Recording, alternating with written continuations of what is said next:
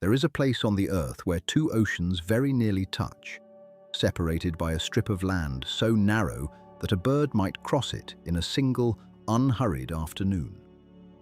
For most of human history, that narrow strip was enough. It was enough to turn a journey of weeks into a journey of months, enough to force great ships south along one continent's entire flank, around its southern tip, where the seas ran cold and violent, and then north again along the far side, simply to move cargo or people from one ocean to the other. The land itself was not wide. Depending on where a traveler chose to cross it, the distance between the two coastlines might be walked, on a clear day, by someone willing to climb through jungle and rise over a modest spine of hills. And yet, for nearly 4 centuries, that short walk on land translated into thousands of miles at sea, because no vessel could cross solid ground, and no one had yet found a way to make the ground give way. This is the story of the moment that finally changed, of the Isthmus of Panama, and of the channel that was eventually cut through its stone and soil to let two oceans meet. It is the story of an idea that outlived generations before it was ever built, of a first attempt that ended in catastrophe, and of a second attempt that succeeded where the first had failed, at a cost that took decades afterward to fully understand. But before any of that, there is simply the isthmus itself, sitting quietly between the Atlantic and the Pacific, waiting. To understand why anyone would attempt something so difficult, it helps to first understand the shape of the difficulty. A ship sailing from New York to San Francisco, before the canal existed, could not simply go south and around. It had to travel the entire length of 2 continents, rounding Cape Horn at the tip of South America, a stretch of ocean known even among experienced sailors for its brutal winds and confused currents. The full voyage came to nearly 14,000 miles. A canal across Panama, cutting through less than 50 miles of land, would reduce that same journey to roughly 6,000 miles, removing more than half the distance, and, more importantly, removing months from a passage that had once demanded the patience of an entire season. This was the fact that made Panama extraordinary, long before a single shovel of earth was turned. A channel of less than 50 miles, cut through rock and jungle, capable of erasing thousands of miles of ocean travel between 2 of the busiest ports on the planet. It was not simply a shortcut, it was a rewriting of the map itself, a decision to let ships pass where nature had drawn only land. The dream of such a passage was far older than the canal that eventually answered it. As early as the 16th century, Spanish explorers who had crossed the isthmus on foot understood almost immediately what such a crossing might mean if it could be done by water instead. Vasco Núñez de Balboa had crossed the land bridge in the year 1513 and become, by the accounts that survive, the first European to see the Pacific from its eastern shore. Word of his crossing spread quickly through the Spanish court, and with it came the first murmurs of an old and stubborn question. If a man could walk from one ocean to the other in a matter of days, might a channel someday let ships do the same? King Charles V of Spain, according to surviving correspondence, ordered surveys of the isthmus as early as the 1530s, hoping to find a natural waterway, or failing that, a place where an artificial one might be dug.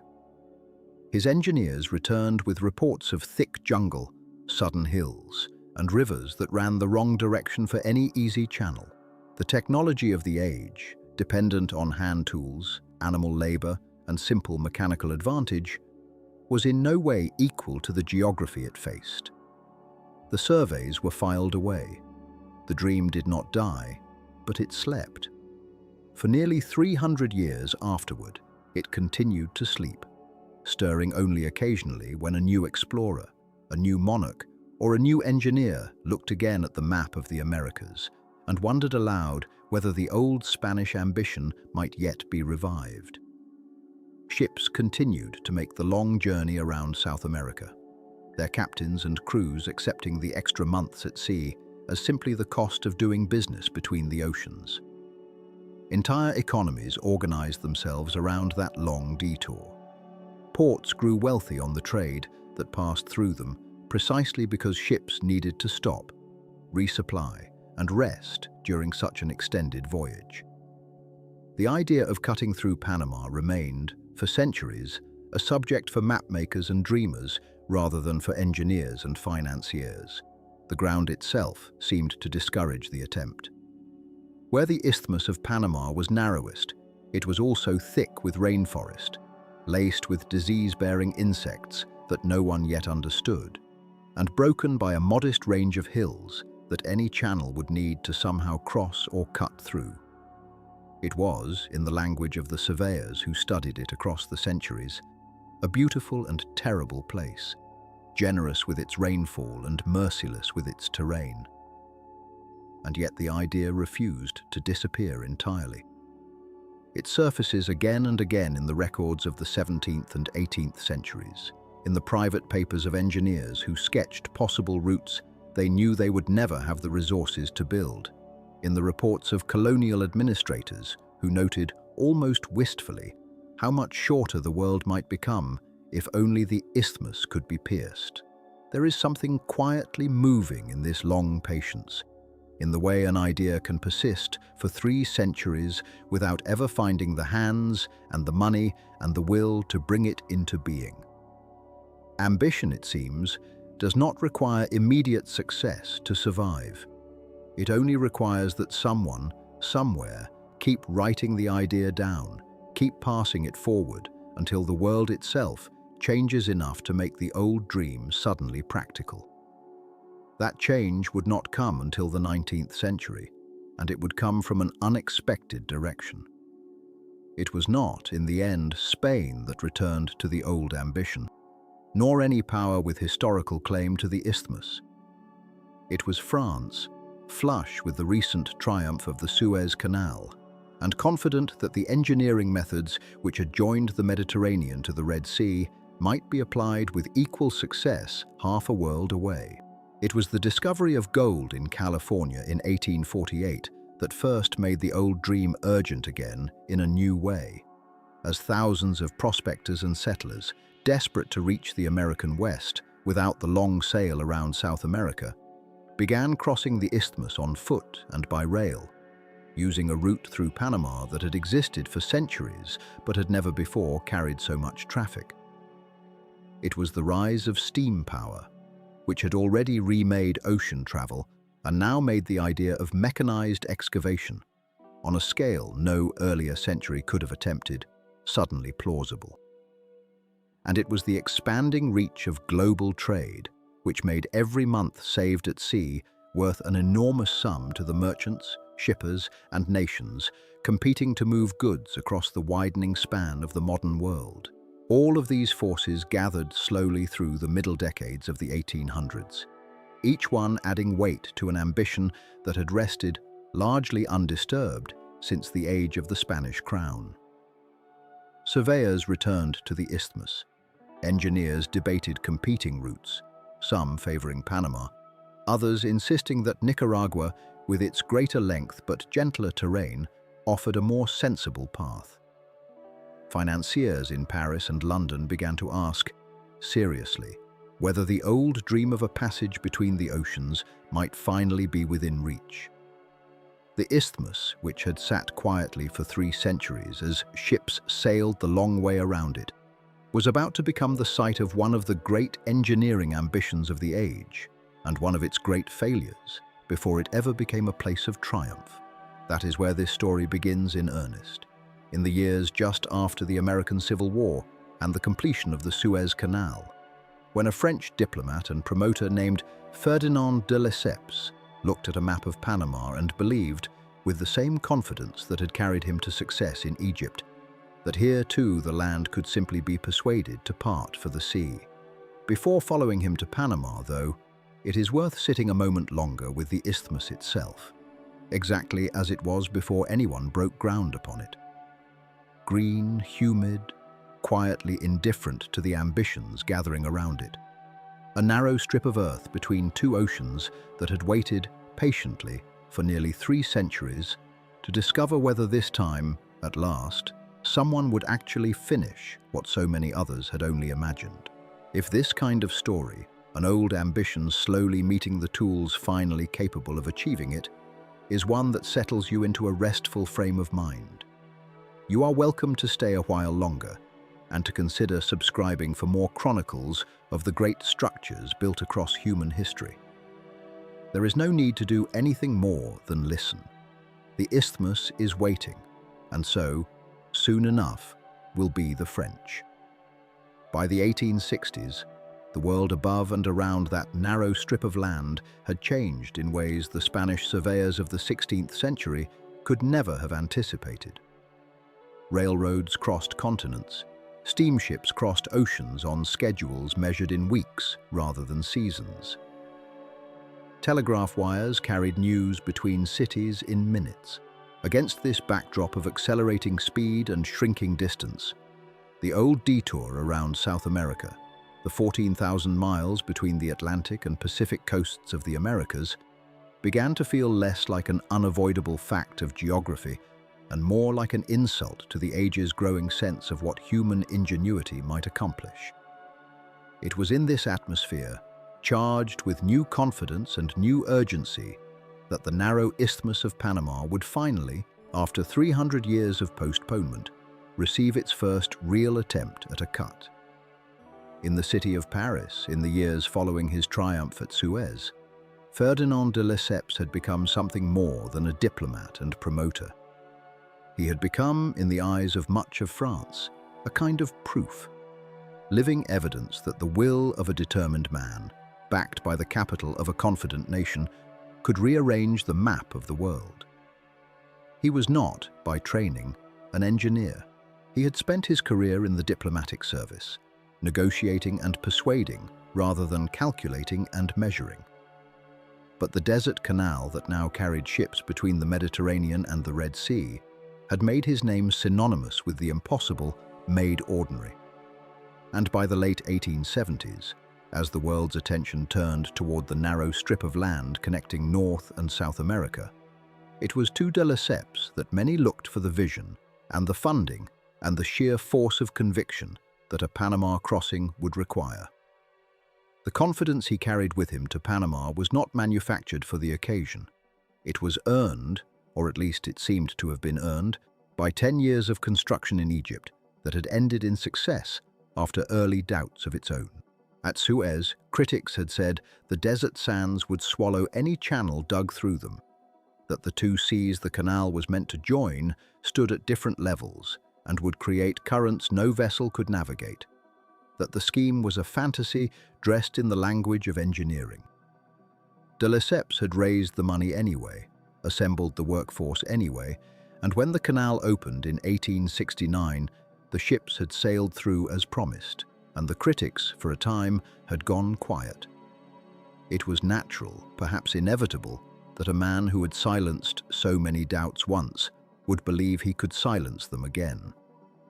The Isthmus of Panama, in his mind, was simply Suez transposed to a different coastline, another strip of land standing between two bodies of water, another problem of excavation and will.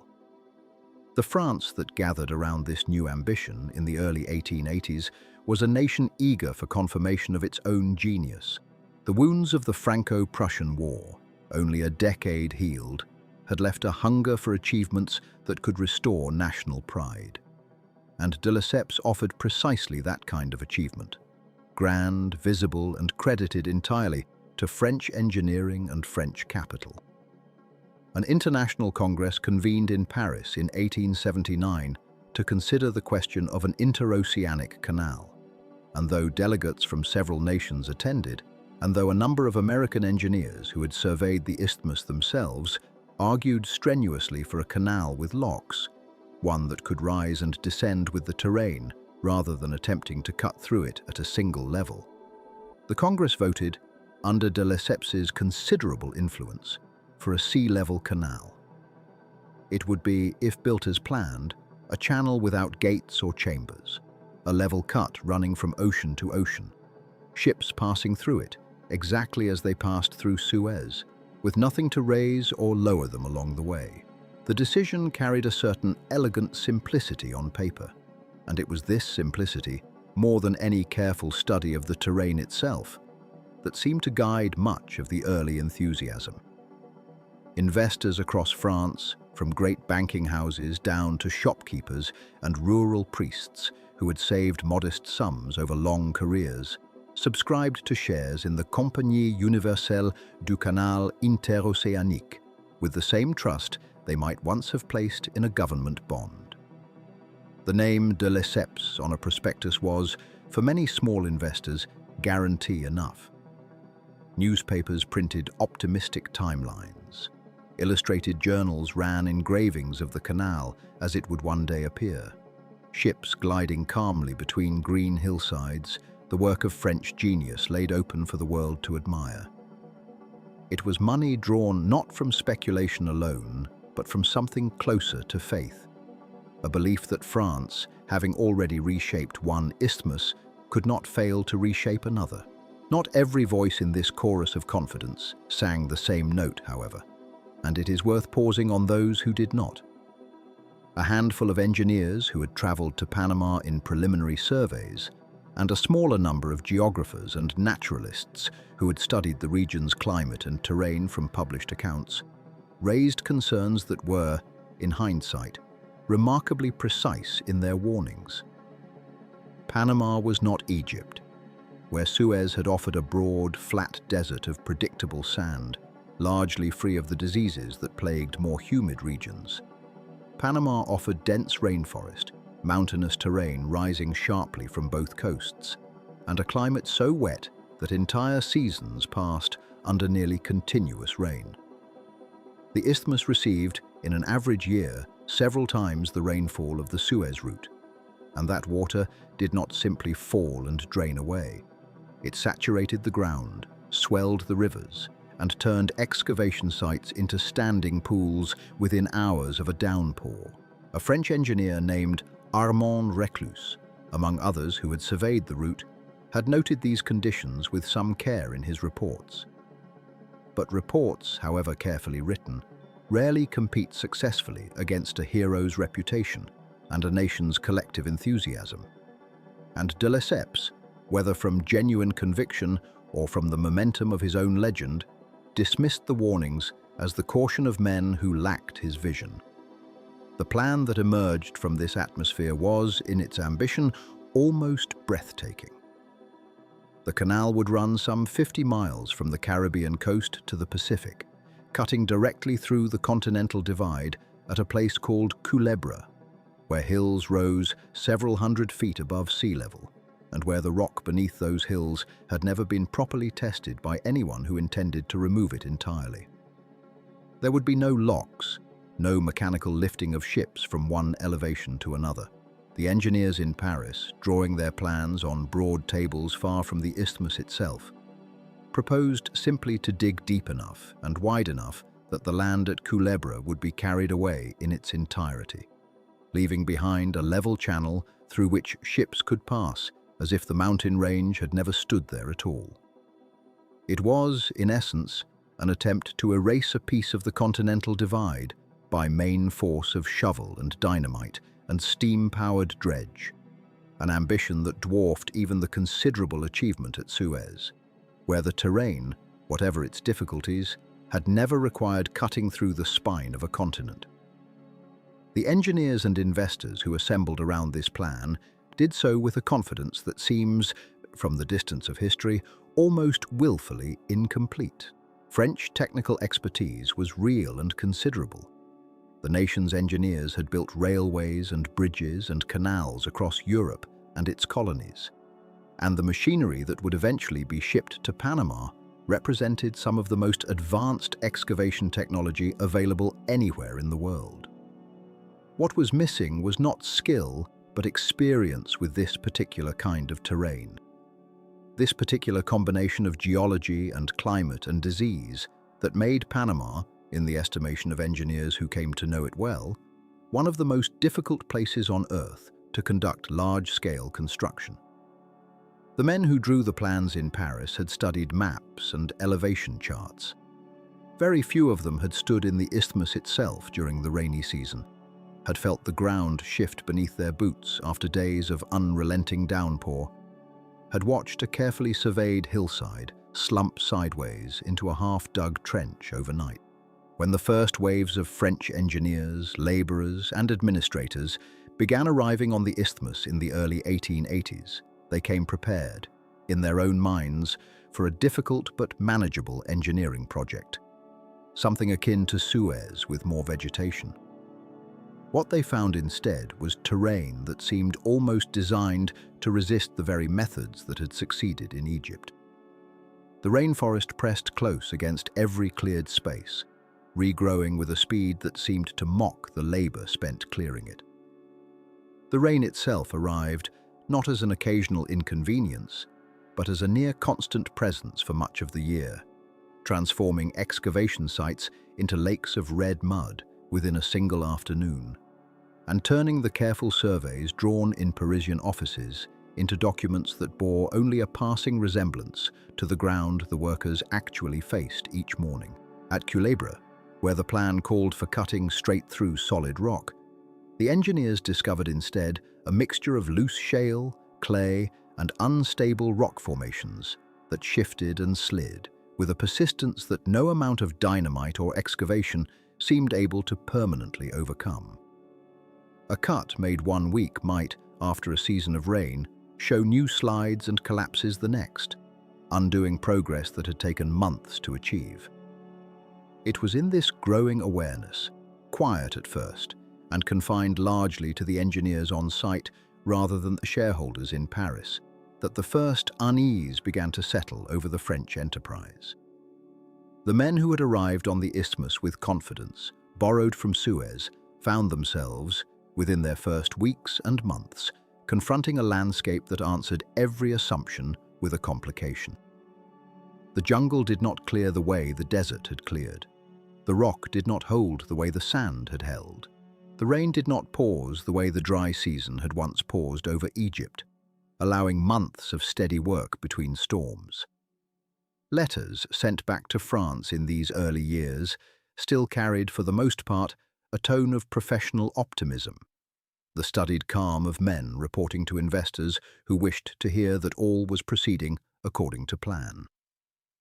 But beneath that calm, among the engineers themselves, in the quiet conversations held over lamplight after the day's work had ended, a different understanding was beginning to take shape. An understanding that Panama, whatever the maps in Paris might suggest, was a far harder country than anyone in France had allowed themselves to imagine. The soil itself was the first betrayal. Along the line of the survey, where the engineers had marked their cuttings on paper as clean, geometric slices through the hills, the ground in practice behaved as no ground in France or Egypt had behaved. It was not stone in the way stone was understood at Suez, where the desert had offered dry sand and a firm, if shifting, floor. Panama's hills were built of something looser and more treacherous, a soft, saturated rock that the workers came to call by many names, none of them flattering, and that held together only so long as it was left undisturbed. The moment a cut was made into a hillside, the moment the equilibrium of centuries was broken by pick and shovel and the blasting of dynamite, the slope above seemed to lose its will to remain a slope at all. Engineers who had trained on European soil, where excavation followed predictable rules of angle and depth, found themselves confronting slides that arrived not as accidents, but as a kind of geological inevitability. A wall of earth, cut cleanly the week before, might one morning simply be gone from where it had stood, resettled at a gentler angle far below, burying the track, the tools, sometimes the men who had been working at its base. The reports back to Paris in these early months began to include a phrase that would recur for years afterward, growing heavier each time it was written, further slippage observed. It was a phrase that tried to sound routine. It was not routine, It was the ground itself declaring that it did not intend to be cut through so easily, and that every measurement taken from a drafting table in France had failed to account for a simple truth: that the isthmus was not inert material waiting to be shaped, but a living, saturated, restless mass that would answer excavation with movement of its own. And running through the middle of all this unstable country was the Chagres River, a waterway that in the dry months seemed almost gentle, a slow brown ribbon threading through the jungle, easily bridged, easily forded, easily dismissed by engineers accustomed to the more disciplined rivers of Europe. But the Chagres in its wet season was another thing entirely. When the rains came, and in Panama the rains came for the better part of the year, the river could rise with a suddenness that defied the calculations made from its dry season measurements. A river that had stood at a modest depth in the morning might by evening have swollen many times over, spilling across the very ground the excavation crews had spent months clearing, filling cuts that had taken entire seasons to dig, and carrying away equipment, timber, and sometimes the temporary structures the workers had built to house themselves. It was not simply an obstacle to be crossed. It was an adversary that occupied the very route the canal was meant to follow, since much of the proposed sea-level channel would need to run alongside or directly through the Chagres Valley. The engineers had known, in the abstract, that the river would need to be managed. What they had not fully grasped in those first years was the scale of the management required. That a plan built on the assumption of a tamed, cooperative river was a plan built on sand, however solid the survey lines had looked on paper in the offices of the Compagnie Universelle. It was from this growing accumulation of evidence, the slides, the floods, the sheer unpredictability of ground that would not hold and water that would not stay within its banks, that a quieter, more unsettling realization began to take shape among the engineers on site. The whole enterprise had been conceived, from its very inception, as a repetition of Suez, a canal cut level with the sea, without locks, without any mechanical raising or lowering of vessels. Simply a long, open channel through which ships would pass from one ocean to the other as though sailing down a wide, calm river. This had been the vision presented to investors, the vision that had drawn the enthusiasm and the capital of thousands of small French subscribers. The vision inseparable from the name and the reputation of the man who had championed it. But Panama was not Egypt. The land here rose sharply, cut by a mountainous spine that ran the length of the isthmus, and a sea-level channel through such terrain would require excavation on a scale that dwarfed anything attempted at Suez. Cutting not through gentle desert, but through hills of unstable rock, under near constant rain, beside a river prone to sudden and violent flooding.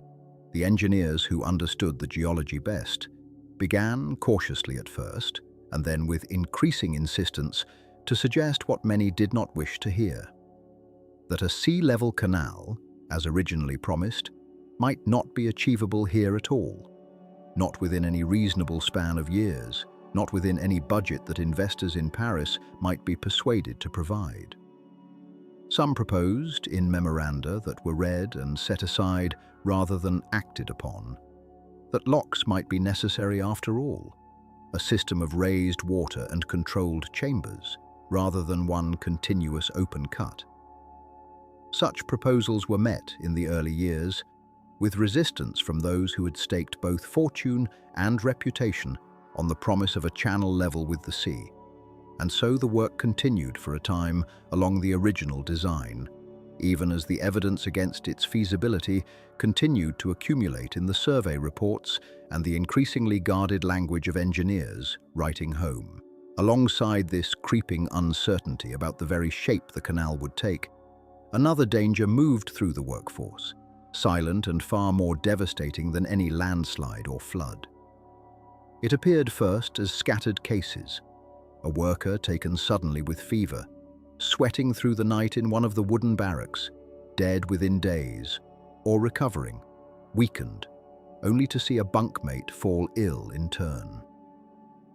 Yellow fever and malaria were both present along the isthmus, carried by mosquitoes whose role in the transmission of these diseases would not be understood by medical science for another 2 decades. In the 1880s, the prevailing theories of disease still pointed elsewhere, to bad air rising from swamps, to miasmas thought to hang over standing water, to some vague and unlocated corruption in the tropical climate itself. Believing this, the engineers and physicians on site took precautions that, however earnestly pursued, addressed none of the actual cause. Barracks were built with an eye toward ventilation rather than screening. Standing water, ironically, was in some places left undisturbed near hospital buildings, in beds meant to keep the legs of furniture from being reached by crawling insects, unaware that the water itself was a nursery for the very mosquitoes carrying the disease. Quinine, when administered, offered some genuine protection against malaria, though inconsistently applied and often available in insufficient quantity. Against yellow fever, there was no defense that anyone understood how to offer. The toll built slowly at first, then with a terrible steadiness. Workers arrived by the shipload from France, from the Caribbean islands, from other corners of the French colonial world, drawn by wages that seemed generous, measured against the poverty many had left behind. Many of them would not survive their contracts. The exact number of dead across the years of French construction remains, even now, a matter of some dispute among historians. The surviving records incomplete, and the classification of causes of death inconsistent across the years. But the estimates that have survived, drawn from hospital admissions and company records, suggest a toll in the tens of thousands, a figure that still unsettles those who encounter it for the first time. Entire crews were replaced within a single season.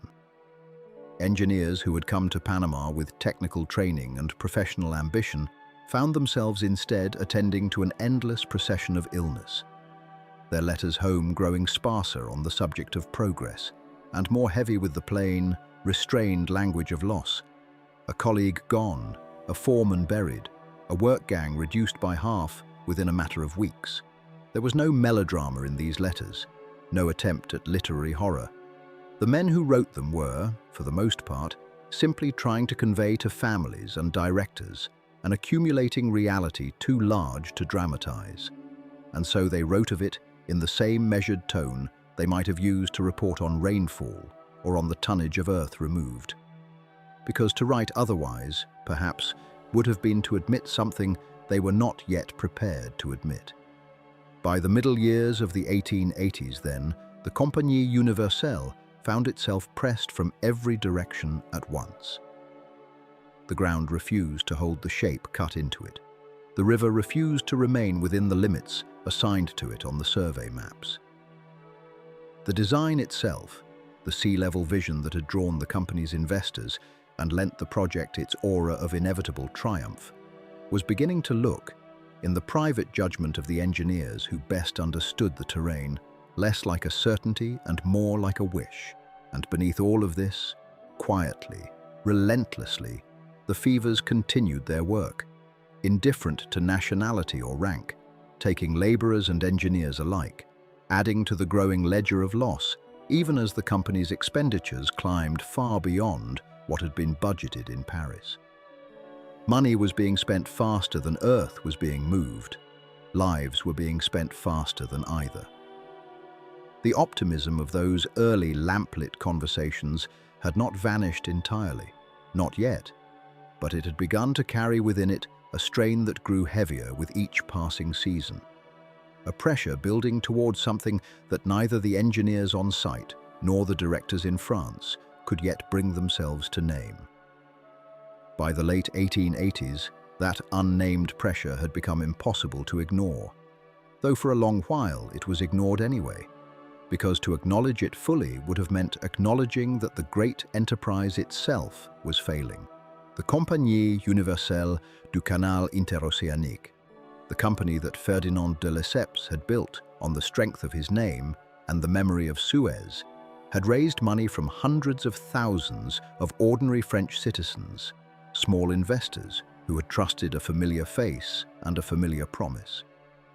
They had bought shares not because they understood the geology of the isthmus or the engineering demands of a sea level cut through mountainous jungle, but because they had been told again and again in newspapers and pamphlets and public assemblies that this was a certainty, a repetition of a triumph already achieved. The company's fundraising had depended on that certainty being maintained, even as the certainty itself eroded, month by month, beneath the weight of what the ground in Panama was actually demanding. The costs had climbed in ways that no one had been prepared to explain honestly to the public. Machinery bought and shipped across the Atlantic sat rusting where the terrain proved impassable for it. Excavation contracts were let and relet as the true difficulty of the work became clear, each renegotiation adding expense without adding equivalent progress. The mountains at Culebra, which the original plans had treated as an obstacle to be cut through in a matter of seasons, resisted with a persistence that no schedule had accounted for, sliding and settling and reclaiming ground that had already been declared cleared. By the middle of the decade, the company was borrowing simply to continue existing, issuing new bonds not to expand the work, but to service the debts already accumulated from the work already done. Lotteries were introduced, a device meant to draw in fresh capital by offering the allure of a prize alongside the promise of national pride. But even this measure, extraordinary as it was, could not outpace the mounting deficit. By 1888, the truth had become unavoidable even to those most invested in avoiding it. The company suspended payments. In February of the following year, it was formally declared bankrupt, and with that declaration came a silence more total than any that had preceded it. Not the silence of jungle or riverbank, but the silence of a nation absorbing a loss it had not been prepared to measure. Something in the order of 800,000 French investors held shares and bonds that were now worth little or nothing. These were not, for the most part, wealthy speculators accustomed to risk. They were shopkeepers, clerks, farmers, retired officers, families who had set aside modest savings in the belief that they were participating in a triumph of French engineering and French destiny. The scale of the loss, when it became clear, touched nearly every town and household that had followed the newspapers with hope through the preceding decade. What followed was not only financial reckoning, but political convulsion. Investigations opened into how the company had spent its funds, and the findings, as they emerged through the early 1890s, revealed a pattern of financial misconduct that went well beyond ordinary business failure. Money that shareholders believed had gone toward excavation and infrastructure had, in some measure, gone instead toward the press, toward newspapers paid to publish favorable coverage of the company's progress, toward politicians whose support had been purchased to keep the enterprise's charter and public standing intact. The scandal that emerged from these revelations came to bear the name of the affair itself, spoken of in the French press and parliament as a symbol of corruption reaching into the highest levels of government. Ministers were implicated. Members of parliament were accused of accepting payments to protect the company's interests, even as its finances collapsed. Lesseps himself, once celebrated as the great man who had joined two seas at Suez, stood trial, an old man by then, his health failing, his name, once spoken with the reverence due a national hero, now spoken in the same breath as fraud and betrayal. He was convicted, though age and infirmity meant he would serve no meaningful sentence, and he died not long after, his reputation shattered by the very ambition that had once made him celebrated across the continent. His son, who had taken an active role in managing the company's affairs, was tried as well, along with engineers and financiers who had been part of the enterprise's inner workings. The affair consumed public attention for years, a wound that reopened repeatedly as new details surfaced, and it left behind a lasting wariness in France toward grand national projects funded by public subscription, a caution that would linger for a generation. But amid the recriminations over money and political favor, it was easy, then and since, to lose sight of a toll that mattered more than any balance sheet.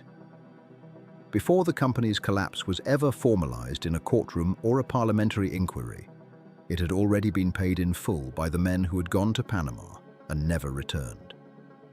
The numbers vary depending on which records are consulted and which years are included, but the estimates that survive suggest that somewhere in the range of 20,000 workers, and by some accounts more, died during the years of French effort, taken by yellow fever, by malaria, by dysentery, by the landslides that swallowed excavation crews without warning, by accidents among machinery that had never been designed for jungle terrain. Whole shipments of new laborers arrived from the Caribbean and from Europe, only to be reduced by half or more within their first year on the isthmus. Hospitals meant to heal the sick instead, through a bitter irony understood only in later decades, accelerated the spread of disease. Their water-filled dishes beneath bed legs serving as breeding grounds for the very mosquitoes that carried the fevers no one yet knew to blame.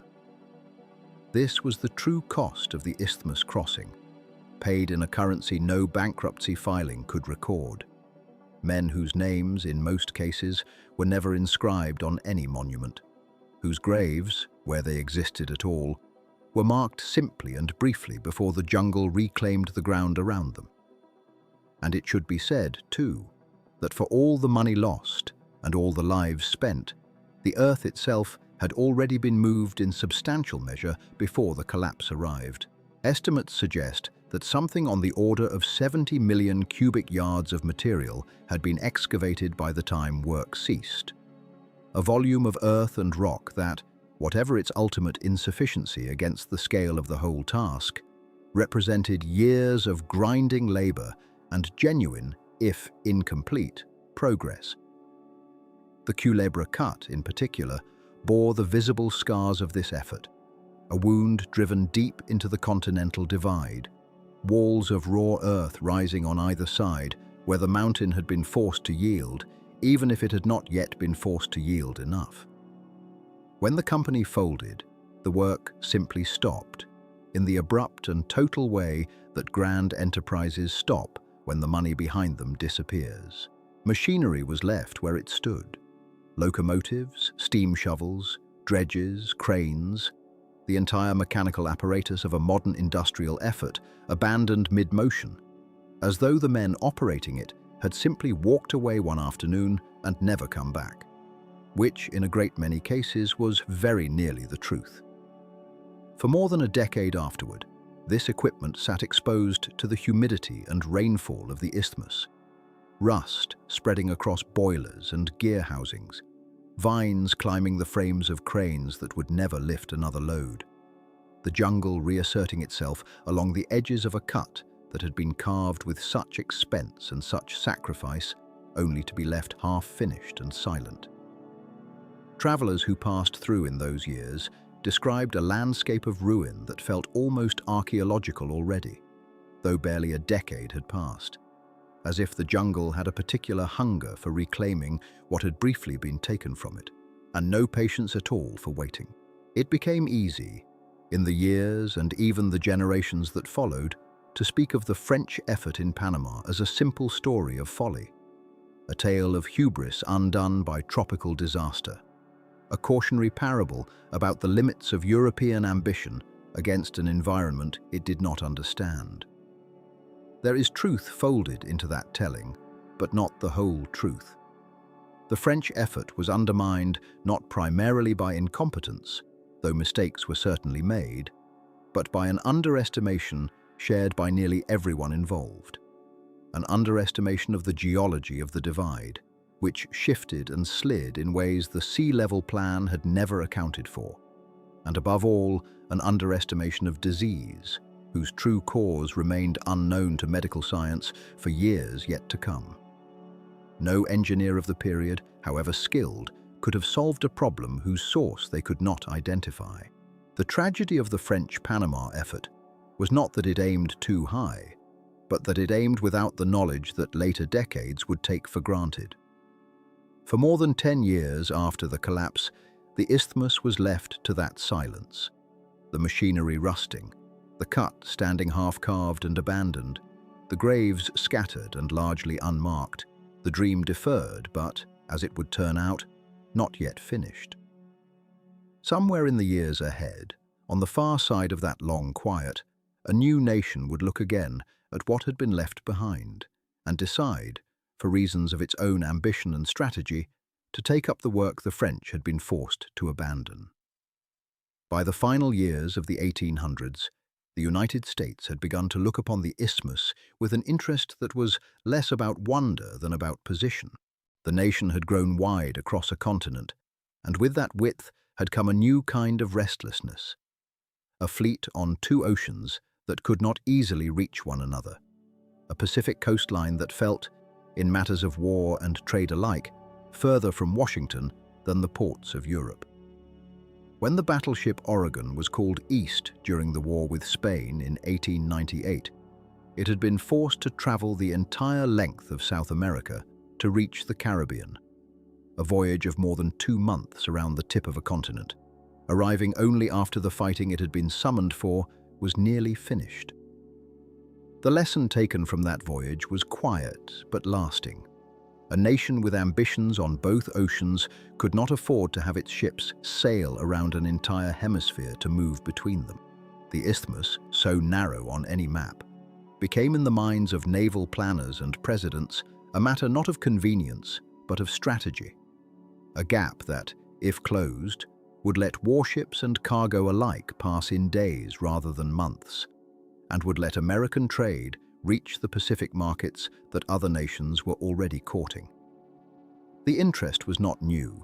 American engineers and diplomats had studied the isthmus for decades, weighing a route through Panama against one through Nicaragua, where a chain of lakes seemed to offer a gentler path across the continental divide. For a time, Nicaragua was the favored course, and bills had already been drafted in the United States Congress to begin work there. But the failed French works in Panama, with their excavation already begun and their equipment still standing rusted along the line, offered something Nicaragua could not. A head start, however battered, and a price that the French company's successors, eager to recover something from the wreckage, were willing to lower until it became difficult to refuse. The calculus in Washington shifted, quietly and then decisively, toward Panama. There remained, however, the matter of Colombia, whose northern province the isthmus still was, and whose government would have to grant the rights that any American canal would require. Negotiations between Washington and Bogotá produced a treaty granting the United States a lease over a corridor of land for the canal's construction. But the Colombian Senate declined to ratify it, weighing the sum offered against the value of what would be surrendered, and finding the balance unsatisfactory. The refusal was received in Washington not as a closed door, but as an obstacle to be gone around. And what followed was a period of maneuvering that historians still debate in its particulars, though its outline is not in dispute. Discontent in Panama with rule from Bogotá was not invented by outside hands. It had old and genuine roots in a province that had long felt distant from its capital's concerns. But it was also, in this instance, quietly encouraged and materially supported by American interests eager to see the isthmus independent and amenable to a new agreement. In November of 1903, Panama declared its separation from Colombia, and American naval vessels stationed nearby ensured that Colombian troops could not easily cross to suppress the uprising. Within days, the new republic was recognized by Washington, and within a few weeks more, a treaty was signed granting the United States, in language broad enough to leave little room for a future dispute, the right to build, fortify, and govern in perpetuity a strip of land 10 miles wide running the length of the proposed canal. The zone would remain nominally under Panamanian sovereignty, but in every practical sense it would be American ground, administered by American law, until an agreement many decades later would return it. However one weighs the ethics of the affair, and few episodes in the canal's long history have been argued over more sharply, the practical result was swift and irreversible. The isthmus now belonged, for the purposes of construction, to a nation with resources the French company had never commanded. The engineer chosen to lead the new effort was John Findlay Wallace, a man of solid reputation from American railway work, who arrived in Panama in the spring of 1904 to find much of what the French had left still standing in the jungle. Locomotives half swallowed by vegetation, dredges rusted at their moorings, machine shops with tools still racked on their walls, as though the workers had stepped out only for the afternoon. Wallace's task was, on paper, to resume the excavation the French had abandoned. But in practice, it was to first take stock of a landscape that had reverted, in a decade of silence, almost entirely to wilderness. He found administrative confusion in Washington, disease still rampant along the line, and an American public and Congress that expected visible progress long before the groundwork for progress had been properly laid. Frustrated by delays not of his own making, and by a chain of command he felt did not understand engineering realities. Wallace resigned within a year, his brief tenure remembered less for what he built than for the vacuum he left behind. His successor was John Frank Stevens, a railway engineer of a different temperament, who had built lines across difficult American terrain and who arrived in Panama in the summer of 1905 with a conviction that would reshape the entire project. Stevens understood, almost from his first weeks on the isthmus, that the greatest obstacle facing the canal was not the jungle or the rock, but the absence of any working system to move earth, men, and supplies in the volumes the excavation would require. He set about rebuilding the old Panama Railroad nearly from scratch, widening it, relaying its track, and turning it into the circulatory system that would carry spoil away from the cut and bring machinery and workers to it. A lesson the French had learned too late and never fully solved. He ordered new steam shovels from the United States, larger and more powerful than anything the French had used, and had them shipped south along with flat cars, rail spikes, and the countless small fittings that a project of this scale would consume by the ton. Housing was rebuilt or built anew for the thousands of workers who would be needed, along with mess halls, hospitals, and the administrative offices from which the whole endeavor would be directed. A slow, unglamorous labor of infrastructure that drew little public notice, but without which no shovel of earth could have been safely or efficiently moved. It was Stevens, more than any other figure, who forced upon Washington the decision that would define the entire character of the canal to come. The French had pursued, in de Lesseps' early years, a sea-level canal, a single continuous channel cut straight through the isthmus without locks, so that a ship might sail from ocean to ocean along one unbroken waterway, exactly as had been done at Suez. It was an elegant idea and a popular one, evoking as it did the earlier triumph in Egypt, but it demanded an excavation through the Culebra Ridge, so deep and so wide that no equipment of the age, French or American, could have completed it within any reasonable span of years. And the unstable slopes that had defeated the French would only grow more dangerous as the cut widened towards sea level. Stevens argued instead for a canal with locks, a system that would raise ships upward from the ocean into an artificial lake held at higher elevation, carry them across that lake to save the labor of digging through the isthmus's full width, and then lower them again to the opposite sea.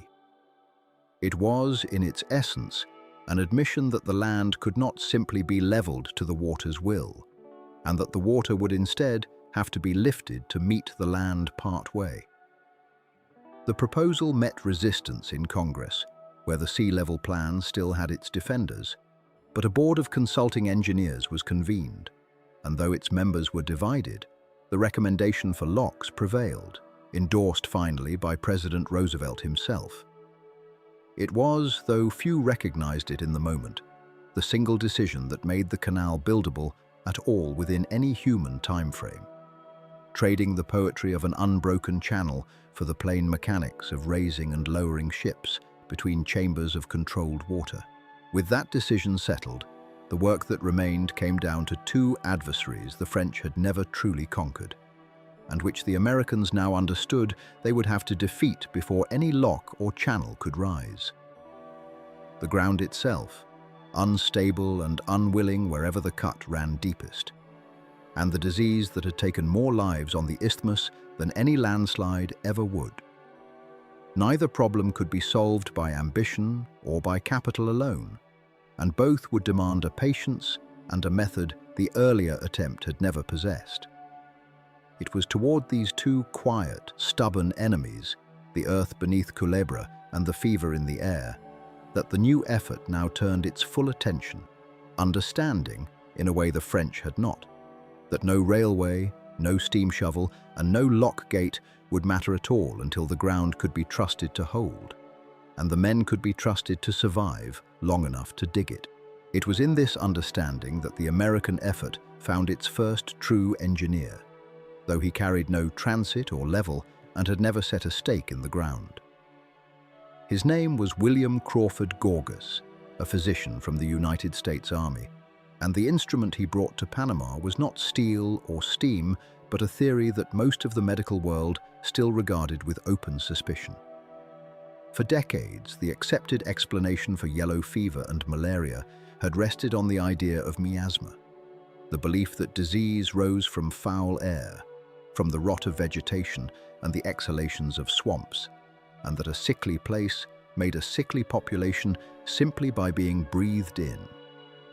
It was a theory old enough to feel like common sense, and it had shaped the failed sanitation efforts of the French years, who had scrubbed floors and cleared refuse, and still watched their workers die in the thousands, never suspecting the true carrier moving quietly through the humid air beside them. Gorgas came to the isthmus already carrying a different conviction, one drawn from the recent and still contested work of the Cuban physician Carlos Finlay, and later confirmed under the direction of Walter Reed in Havana, where controlled research had shown that yellow fever was transmitted not by air or contact, but by the bite of a particular mosquito, the Aedes aegypti, which bred in still and stagnant water close to human dwellings. Malaria, in turn, was carried by a different genus, the Anopheles, breeding in a broader range of standing water across marsh and puddle alike. It was a claim that asked officials and engineers to abandon a certainty they had held for generations and to accept, instead, that an insect small enough to escape notice was solely responsible for a mortality that had humbled empires. Many did not believe it. Even within the commission overseeing the American effort, there were administrators who regarded the mosquito theory as an interesting but unproven curiosity, not worth the disruption or the expense it would require to test at scale. Gorgas pressed forward regardless, understanding, with the patience of a man who had already seen the theory proven once in Havana, that the doubts of his superiors were simply another obstacle to be worked around rather than argued away. He requested funds for drainage, screening, and oil to control mosquito breeding, and for a period, those funds were slow to arrive, delayed by officials in Washington and by commissioners on the isthmus itself who considered the expenditure premature. It was only after yellow fever again began to claim lives among American workers and administrators in the early months of the effort, including, in a moment often noted in the historical record, a case close enough to the highest levels of the Commission to remove any remaining comfort in delay, that the funding and authority Gorgas needed were finally granted in full. From that point forward, the sanitation campaign became not a peripheral concern, but a central undertaking of the American effort. run with the same scale of organization that would later be brought to the excavation itself. The work that followed was not dramatic in the way that steam shovels or dynamite blasts were dramatic. It was slow, granular, and repetitive, carried out across the full width of the canal zone by men whose task was not to move earth, but to deny insects the water in which they bred. Swamps near Panama City and Colon were drained where drainage was possible, and where it was not, they were treated with a thin film of oil spread across the surface of standing water, a method that suffocated mosquito larvae by denying them the air they needed at the surface. Ditches were dug to carry off puddles that had sat for generations undisturbed. Grass was cut close around settlements, since the adult insects favored resting in its shade during the heat of the day. Cisterns, water barrels, and even the saucers set beneath the legs of furniture to keep ants away were identified as breeding sites and either eliminated or treated, since it took only a small collection of standing water, undisturbed for little more than a week, to produce a new generation of the insect. Entire towns along the line were screened, building by building, with fine mesh fitted over windows and doorways to keep the insects from entering where people slept and worked, since a single bite from an infected mosquito was enough to transmit the fever, and a single infected patient, if left unscreened, could in turn allow other mosquitoes to draw the disease onward through the population. Hospitals were rebuilt or renovated with this principle at their center, their wards enclosed in screening so thorough that a patient suffering from yellow fever could be isolated from mosquito contact entirely, breaking the chain of transmission at what had once been its most dangerous point. Fumigation crews moved from house to house in the towns, sealing doors and windows and burning pyrethrum powder or sulfur inside to kill any adult insects sheltering within. A process repeated street by street with a thoroughness that resembled a military campaign more than a public health measure. And Gorgas, in fact, organized it very much as one, dividing the zone into inspection districts, keeping detailed records of breeding sites discovered and treated, and holding his sanitary inspectors to a standard of accountability rarely seen in tropical medicine at that time. Even as the campaign expanded, the skepticism around it did not disappear quickly. Some engineers and officials on the isthmus continued to regard the mosquito theory as an unproven hypothesis, being tested at enormous cost, and there were mutterings, recorded in later accounts, that the money spent on drainage ditches and window screens might have been better spent on shovels and rail cars. Even members of the press covering the effort in its early years treated the sanitation campaign with a note of doubt, uncertain whether a theory so recently established could really justify the scale of labor and expense being poured into cutting grass and oiling puddles across an entire isthmus.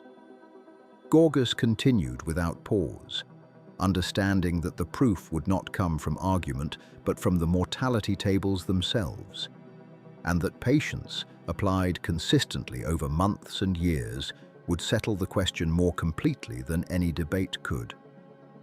And so it did. The decline was not sudden, and it was not announced with any single triumphant moment. It showed itself instead in the slow flattening of numbers that had once climbed without pause. Where yellow fever deaths among the workforce had been counted in the hundreds during the disease's worst years under the French effort, and in the early months of the American one, the toll began, season by season, to diminish. By 1906, cases of yellow fever on the isthmus had become rare enough to be treated as notable events rather than routine tragedy. And within a short time afterward, the disease disappeared from the canal zone almost entirely, a fact so remarkable to observers of the period that some doctors elsewhere continued to doubt it even as the Isthmian reports confirmed it year after year. Malaria proved a more stubborn adversary, since the Anopheles mosquito bred across a far wider range of habitats than its yellow fever counterpart, and could not be eliminated by drainage and screening alone.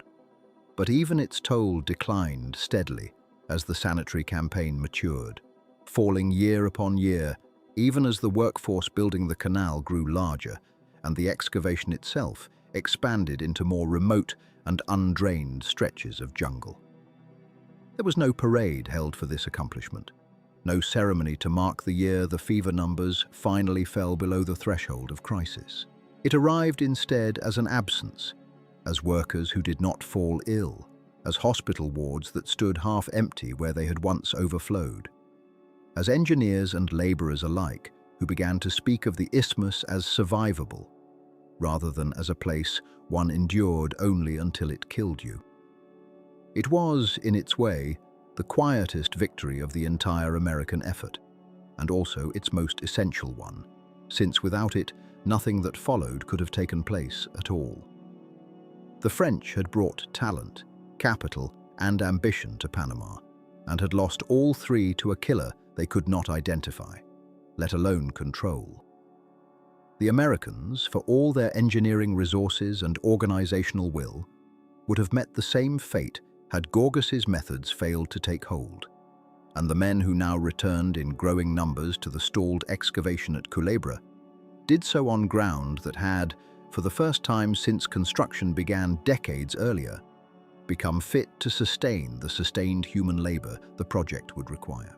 It was this quiet foundation, laid not in stone or rail, but in drained ditches and screened windows, and years of unglamorous repeated labor, that made possible everything the engineers were now prepared to attempt at the great cut through the isthmus's mountainous spine. The earth at Culebra had not grown any softer or more cooperative in the years since the French had abandoned it, and the challenge of holding that ground in place remained as unresolved as ever. But the men who would now face it could, for the first time, expect to survive long enough to see the problem through. And it was toward that unresolved and still shifting mountain that the reorganized effort now turned, carrying with it a healthier workforce and a hard-won trust that method and patience, applied without hurry, could conquer what force alone had never been able to move. At the center of the isthmus, where the continental divide dipped low enough to seem almost inviting, ran the passage that would come to define the entire undertaking more than any lock chamber or breakwater ever could. The Culebra Cut, later renamed in honor of the engineer who saw it through, stretched some 9 miles between the hills, and within those 9 miles lay the truest measure of what it meant to move a mountain rather than merely a river. The French had called it Culebra for the serpent-like curve of the ridgeline it followed, and the name had stuck through every failure and every fresh attempt. A quiet reminder that the ground itself did not change its nature simply because a new nation had taken up the shovel. The scale of what had to be removed from that stretch of earth defied easy description even to the engineers who calculated it daily. Across the full length of the canal, the excavation would eventually total some 200 million cubic yards of earth and rock. And of that staggering sum, a disproportionate share belonged to the cut alone, where the divide rose highest and the digging had to go deepest to bring the channel down to sea level.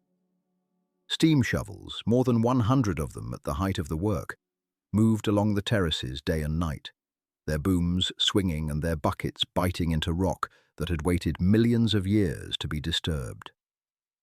Each shovel, manned by a crew that rotated through shifts without pause, could lift several cubic yards at a stroke, and the sound of their engines, mixed with the concussion of blasting and the constant grinding of rail cars, became the permanent voice of the cut, a voice that never fell silent from one season to the next.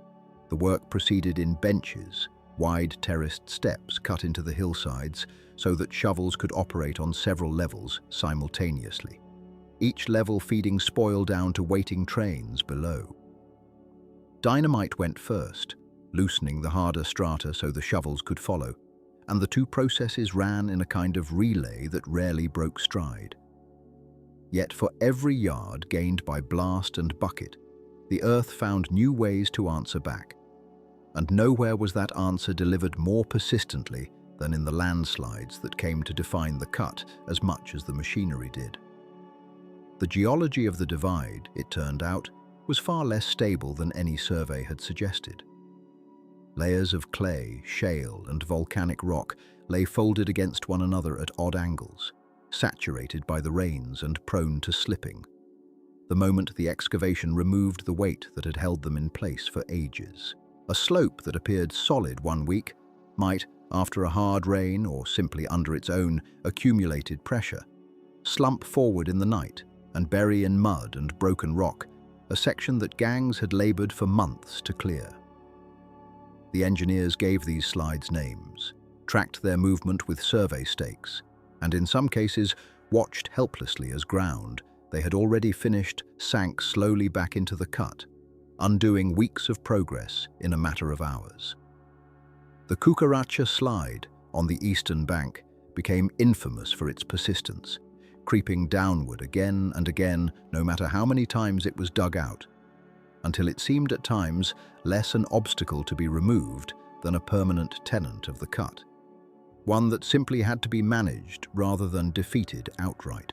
Estimates of how much material the slides added to the total excavation vary among the accounts that survive, but by any measure the added burden was immense, requiring some sections of the cut to be redug 3 or 4 times over before the channel finally held its intended shape. Each slide meant not only lost labor, but lost time that could not easily be recovered, since the schedule for lowering the water and joining the two oceans depended on this passage being open before all else. And yet the response to each collapse was, by every account, the same patient repetition rather than despair. Survey again, calculate the new volume, bring the shovels back, and begin once more the slow work of removal.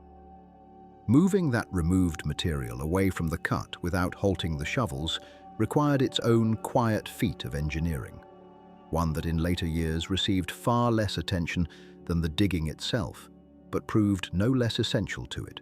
A vast network of narrow-gauge rail track was laid along the terraces and shifted continually to follow the advancing work, so that spoil trains could pull directly alongside the shovels and be loaded without delay.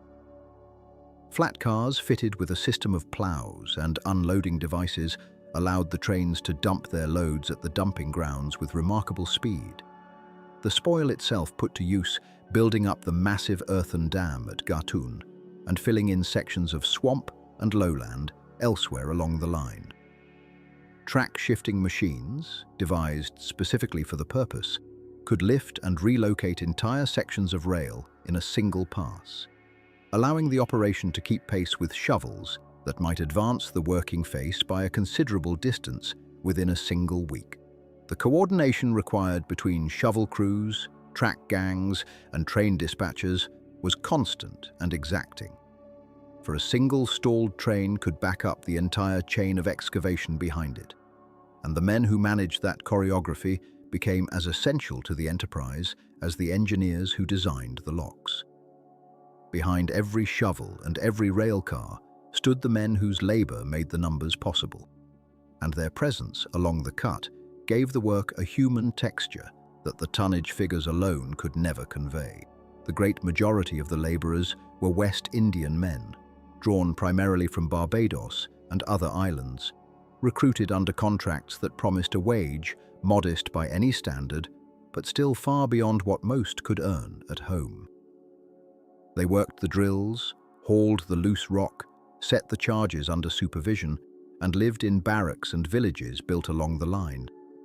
Their days governed by a whistle that called them to labor before dawn and released them again only after the light had gone. American and European engineers and foremen oversaw the technical work and occupied a separate tier of housing and privilege, a division that ran through nearly every aspect of life on the isthmus, from pay scales to medical care to the very color of the buildings assigned to different grades of employee. The disparity was recorded plainly in the payrolls of the time, gold roll and silver roll as they were called, and it shaped who bore the greatest share of the physical danger, even as all shared, unevenly, in whatever comforts sanitation and improved housing could provide. The dangers were considerable and constant. Dynamite, used in quantities that ran into many millions of pounds over the course of the work, brought with it the ever-present risk of premature detonation, misfires, and the sudden collapse of newly loosened rock. Rockfall claimed lives with a regularity that the records note but rarely dwell upon. A name added to a list, a shift resumed the following morning. Falling debris from the unstable slopes above the cut posed a hazard that no amount of surveying could fully eliminate, since the slides themselves gave little warning before they let go. Heat, exhaustion, and the sheer physical toll of the labor added their own quieter attrition. Less dramatic than a dynamite accident, but no less real over months and years of continuous work. And still the digging went on, shift following shift, the men descending into the cut each morning with the same tools and the same patience as the day before, because the work itself allowed for nothing else. Meals came from company kitchens or from small stalls that grew up around the labor camps, rice and beans and salted fish serving as the staple fare for many of the West Indian workers, while messes for the American staff offered a different standard of provision entirely, another quiet marker of the divide that ran through camp life. Sundays brought a measure of rest where the schedule allowed it, though the demands of the excavation often blurred the distinction between working days and days of pause, particularly during the periods when the slides were most active and every available hand was needed to clear what the earth had taken back. Season followed season in this manner, the cut deepening by increments that seemed, from any single week's vantage, almost imperceptibly slow, yet which accumulated over months into a transformation of the landscape that no one who had seen the original ridgeline could quite reconcile with the widening gorge that now stood in its place. The shovels advanced, the trains hauled, the slides came and were cleared, and sometimes came again, and the engineers adjusted their estimates and returned to their surveys without complaint, recorded in the documents that remain. There was no dramatic single day when the cut announced its own completion. There was only the grinding, patient continuation of removal, one train load following another, one bench deepened after the next, until the channel through the divide began, however slowly, to resemble at last the shape the engineers had drawn for it years before. A passage cut not by force alone, but by the accumulated weight of ordinary labor repeated without end. By the time the cut through the Culebra Hills had begun to hold its shape, the decision that made such a cut survivable at all had already been settled for years. The canal would not run level from ocean to ocean as the French had once imagined it, a single trench slicing the isthmus at the height of the sea. That plan had been abandoned, not for want of ambition, but for want of a way to carry it out. The volumes of earth required, the depth of excavation through rock and clay alike, had proven beyond what any known method of the age could achieve within a reasonable span of years, or perhaps within any span of years at all. In its place rose a different idea, one that did not fight the shape of the land so much as work within it, and that idea rested on locks. 3 sets of them would be built along the route, each a pair of concrete chambers, wide enough and long enough to hold the largest ships then afloat, and together they would perform a task that no sea-level channel could have managed without decades more digging.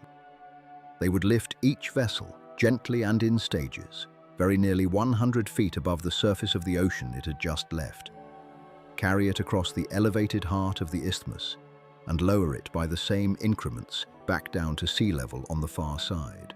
It was, in its way, a simpler solution than the one it replaced, though simpler did not mean small. The chambers themselves would be among the largest concrete structures yet built by human hands, and the water that filled and emptied them over and over, ship after ship, year after year, would have to come from somewhere reliable, in quantities that no seasonal rainfall alone could guarantee. That reliability was found, unexpectedly, in the very river that had done the most to defeat the French excavation a generation before. The Chagres, which flooded without warning and buried whole seasons of labor in mud within a single night, was not diverted or fought this time. It was dammed. Across its course near the town of Gatun, engineers raised an earthen barrier of a scale that few outside the profession had reason to imagine. Built not of poured concrete, but of packed and layered soil, hydraulically placed, compacted by the sheer weight of material, laid down course upon course until it stood wide enough at its base to support a small town upon its crest, and tall enough to hold back a lake where none had existed before. Behind that dam, the Chagres, once an enemy of the work, began to rise and spread across the flooded valley, drowning what had been forest and farmland alike, until it formed a body of water broad enough to be sailed across for hours.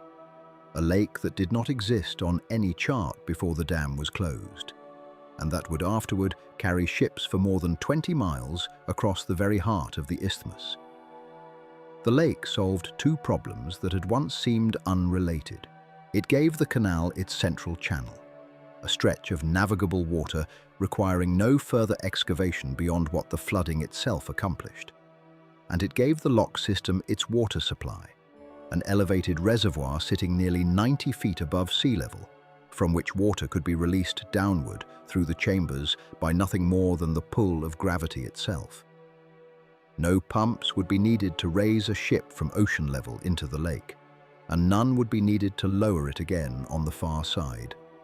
The lake would simply give up its water, chamber by chamber, whenever a vessel required lifting, and the ocean tides would receive it back at the far ends of the system, in a closed and self-renewing cycle that depended on nothing more complicated than valves, culverts, and the patient obedience of water seeking its own level.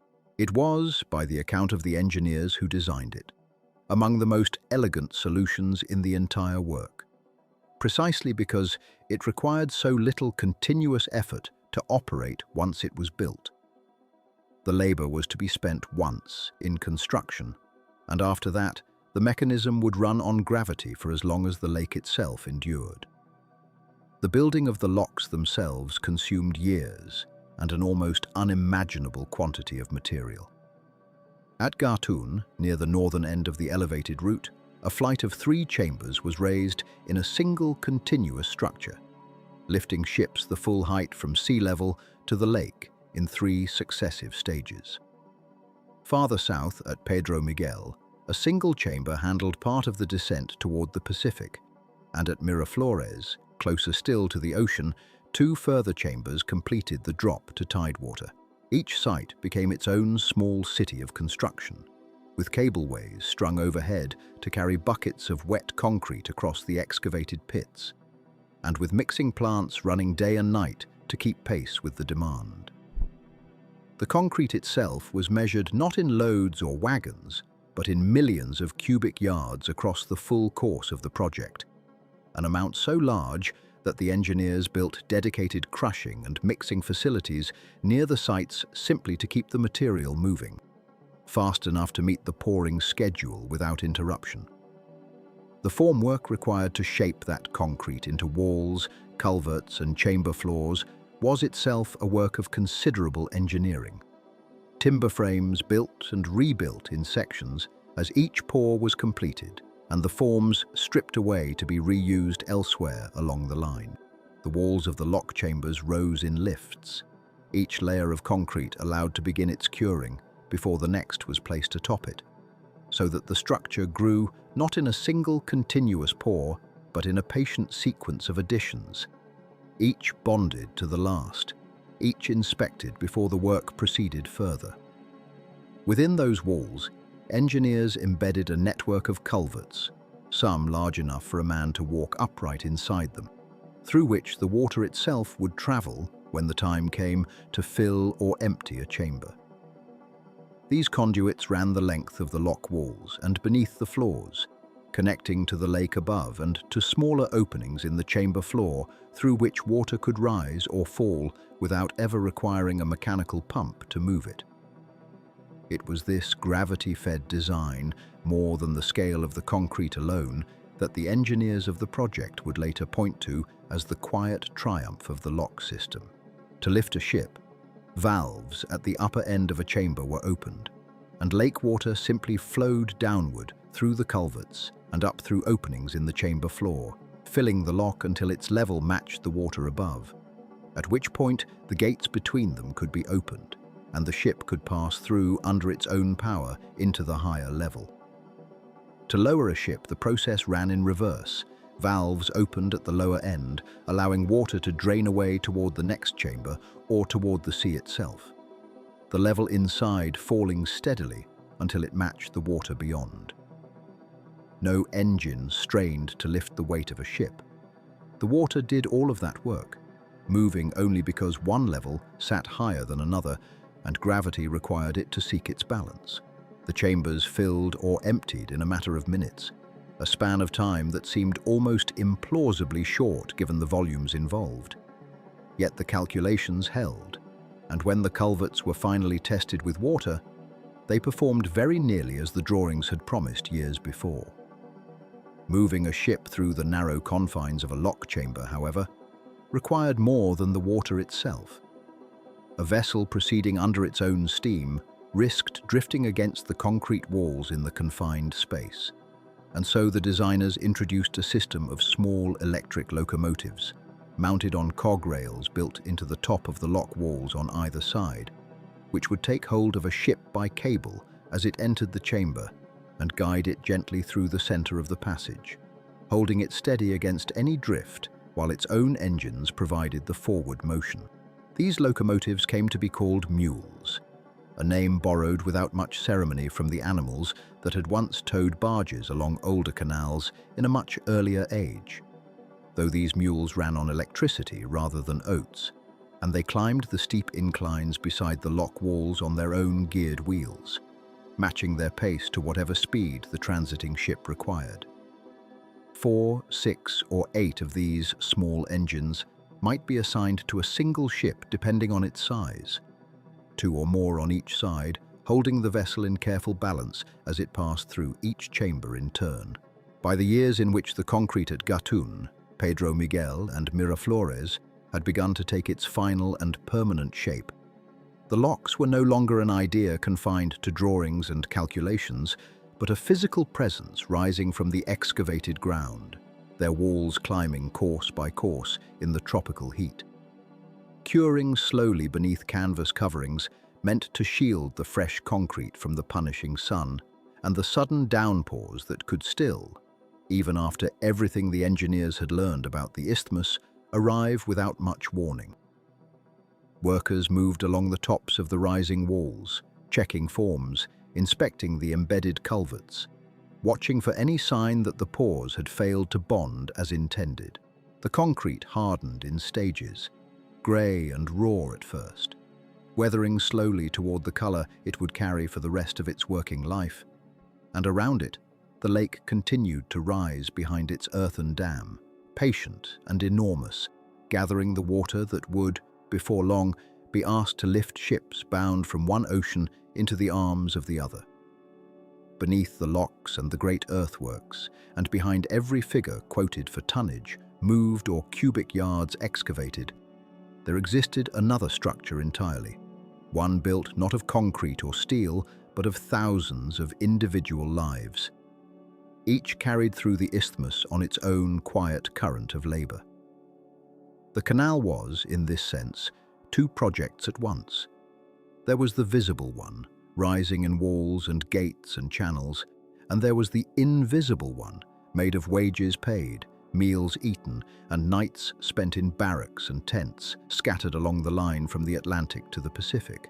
To understand how the canal came to be finished at all, it helps to look past the machinery for a while, down into the daily arrangements of the people who ran it. Chief among those arrangements, and among the most carefully documented, was the system by which workers were paid, a system that came to be known plainly and without euphemism in the records of the time, as the gold roll and the silver roll. The gold roll covered most white American employees, skilled workers and supervisors brought largely from the United States, paid in American gold coin, and afforded housing, medical care, and dining facilities of a distinctly higher standard. The silver roll covered the vast majority of the workforce, drawn overwhelmingly from Barbados, Jamaica, Martinique, and other islands of the Caribbean, along with workers from Spain, Italy, and elsewhere, paid in Panamanian or Colombian silver currency, at markedly lower wages, and housed in more crowded, more exposed conditions. The division was not simply a matter of pay. It shaped where a man could eat, which commissary he could enter, which line he stood in for his ration of food, and in later years, which drinking fountain or railway car he was permitted to use. The historical record shows the roles correlating closely, though not perfectly, with race and successive commissions, and later historians have examined the arrangement candidly, noting it as one of the clearest instances of segregation built directly into an American federal project of the era. The Isthmian Canal Commission's own reports, along with wage tables that survive in the National Archives, confirm the basic shape of the system, even where individual assignments sometimes blurred its lines. For the men on the silver roll, who numbered in the tens of thousands at the project's peak, wages typically ran to around 10 cents an hour for common labor, translating to roughly 77 cents for a full day, figures recorded in the payroll ledgers of the Commission and repeated in the labor histories that followed. Gold roll wages for comparable American labor ran considerably higher, and skilled positions on the gold roll, particularly for engineers, foremen, and machinists, paid well above that, with housing and passage costs often covered as part of the arrangement meant to attract experienced men from the United States to a tropical, disease-associated posting. Silver roll workers, by contrast, generally paid for their own return passage if they left before completing a contracted term, and lived in barracks that varied considerably in quality across the years of construction. Some well-built and screened against mosquitoes following the sanitary reforms, others crowded and rough, especially in the earlier seasons of the American effort, before housing had caught up with the scale of recruitment. Meals followed a similar division.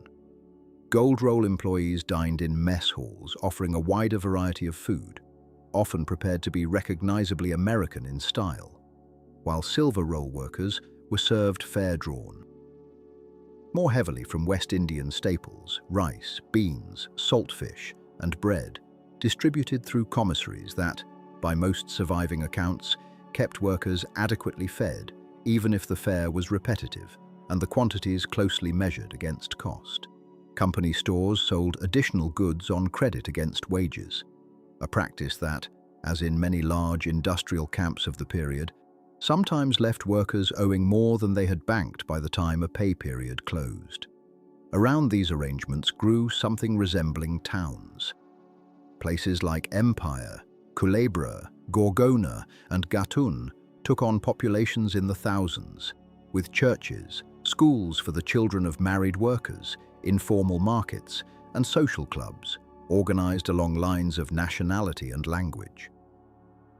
Barbadian-friendly societies, Spanish mutual aid associations, and West Indian religious congregations gave structure to lives that might otherwise have been reduced entirely to shift schedules and payroll numbers.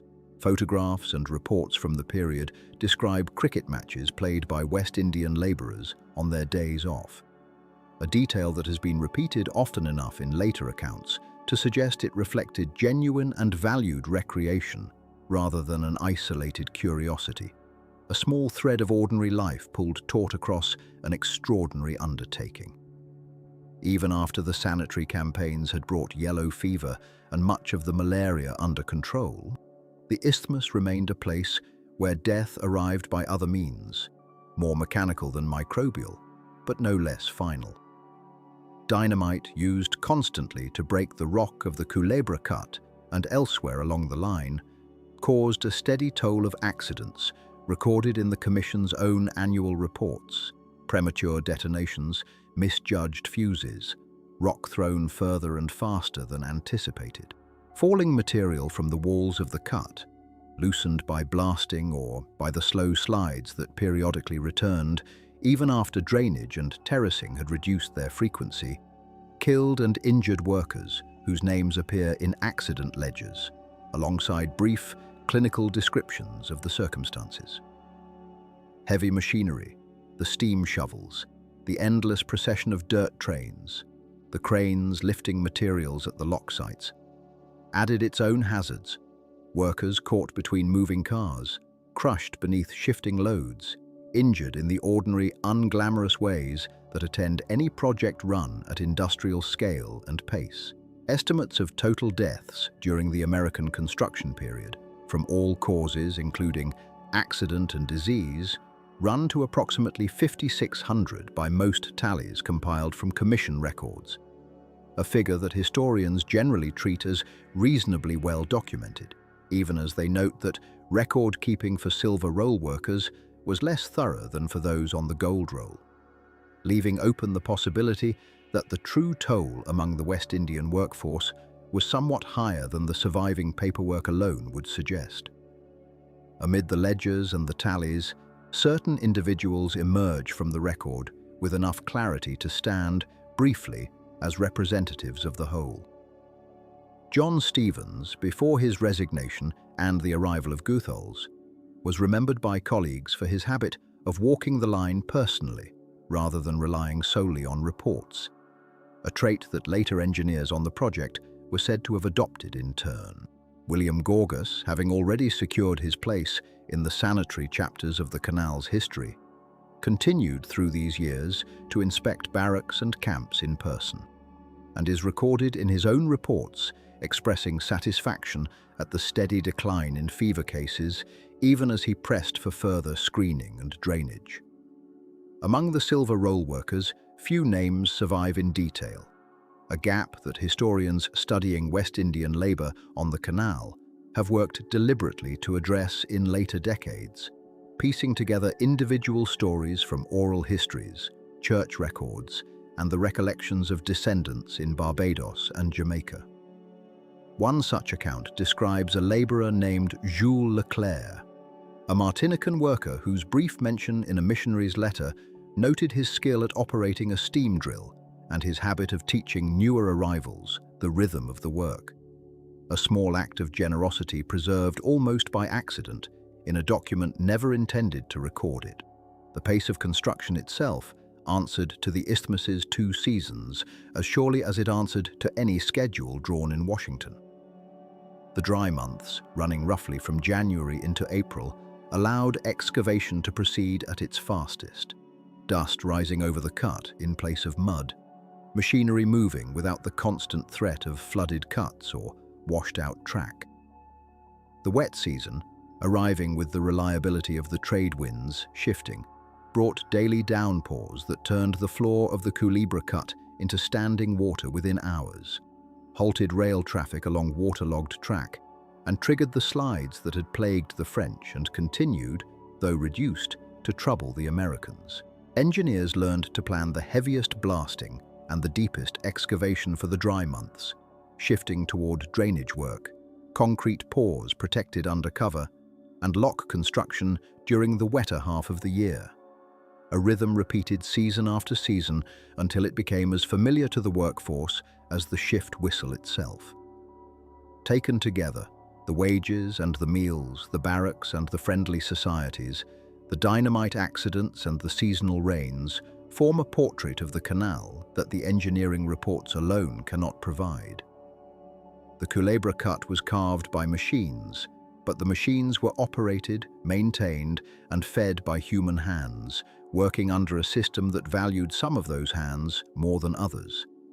And it was the accumulated labor of thousands of ordinary men, most of them known to history only by a line in a payroll ledger, or a name on a hospital admission form, that carried the project from one dry season to the next until the isthmus itself had been remade.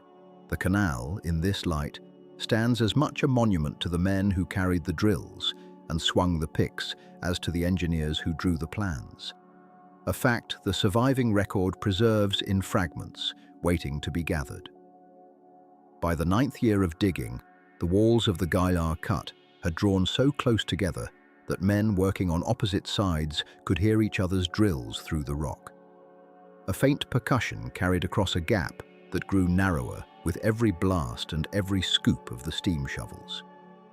What had once been a canyon wide enough to lose a work train in had become, by measured stages, a corridor and then a channel, and the engineers who tracked its progress on their survey sheets began to speak of the cut not as an excavation still underway, but as a passage nearing its final width, a thing almost finished rather than a thing still being made. The rock here had never stopped fighting them. Culebra's slopes, saturated by decades of tropical rain and cut through by men who had removed the very material that once held them in place, continued to slide even as the channel neared completion, and the last months of major excavation were shadowed by the same slow, patient menace that had troubled every year before them. The final significant slide came in the closing season of heavy digging, when a section of the eastern slope, weakened by rains that had soaked the hillside for weeks, gave way and sent several 100,000 cubic yards of earth and rock sliding down into the channel below, burying track, burying spoil cars, and erasing in a single night work that had taken months to complete. There was no panic recorded in the accounts that survive, no sense of catastrophe overtaking men who had grown accustomed to the mountain's habits. The response, as it had been to every slide before it, was calm and procedural. Survey the damage, calculate the new volume to be removed, redirect the shovels, and begin again. Goethals is said to have remarked, when asked how the canal's builders regarded the slides by that point in the work, that the digging of the cut had never truly been a single excavation, but a continuous negotiation with a hillside that had its own ideas about where it wished to be, and that the engineer's task was simply to keep removing whatever it offered until the channel remained where they needed it to remain. The slide was cleared not with haste, but with the same disciplined rhythm that had governed every season before it. Steam shovels brought back to a stretch of track they had already cleared once, spoil trains hauling the same earth away for a second or third time, the whole apparatus of the excavation turning itself once more toward a problem it had already solved and would apparently need to solve again. It was in this atmosphere of weary, undramatic persistence that the two ends of the digging finally approached each other along the final narrow stretch of the cut.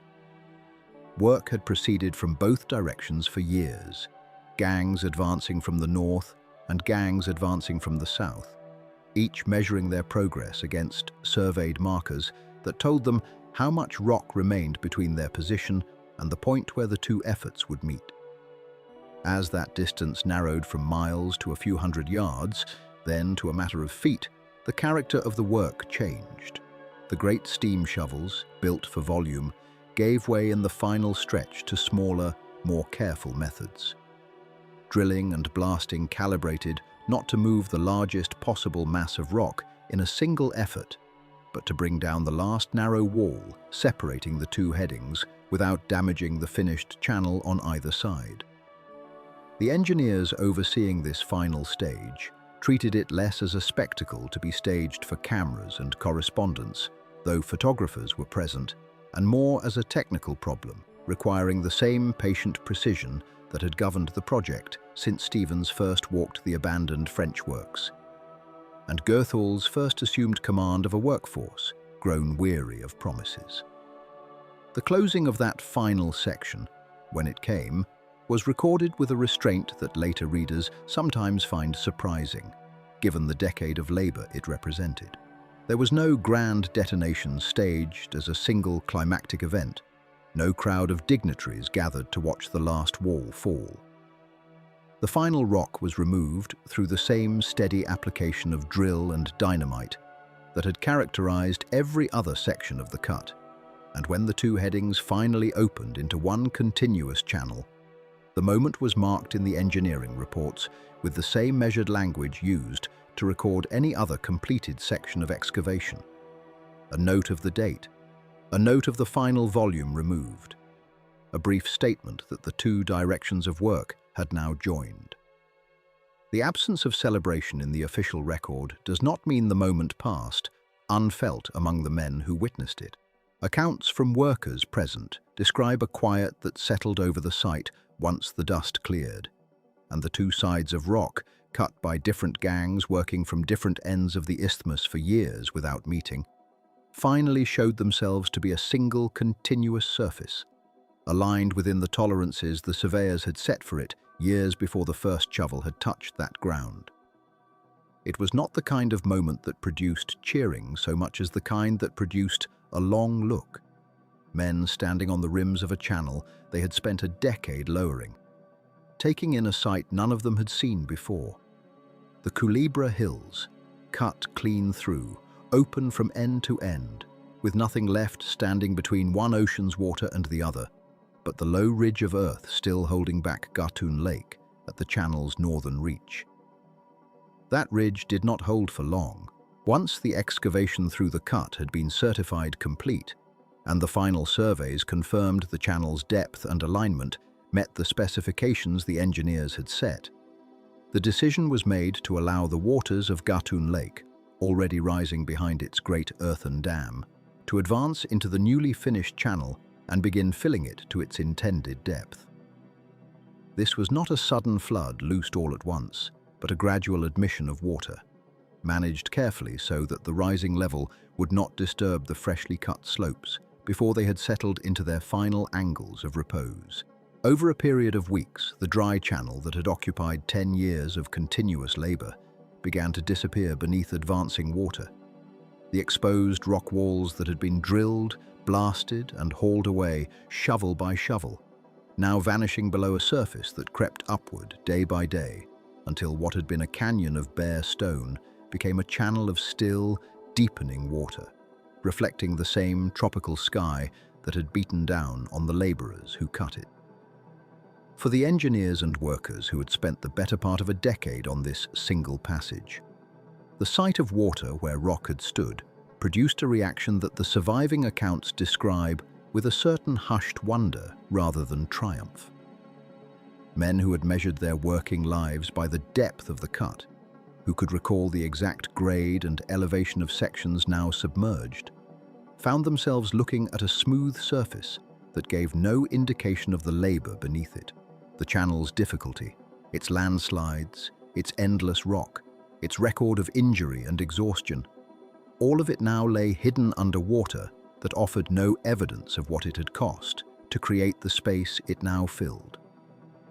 Some of the engineers who had served through the hardest years of the excavation returned to the cut specifically to see this transformation, understanding that the isthmus they had known, the raw wound of exposed hillside that had defined their working lives for a decade, was disappearing permanently beneath a lake that would, from this point forward, present a calm, navigable surface to every ship that passed over what had once been solid rock. Goethals himself is recorded as having travelled the length of the flooding channel by boat in its early stage, watching water advance over ground.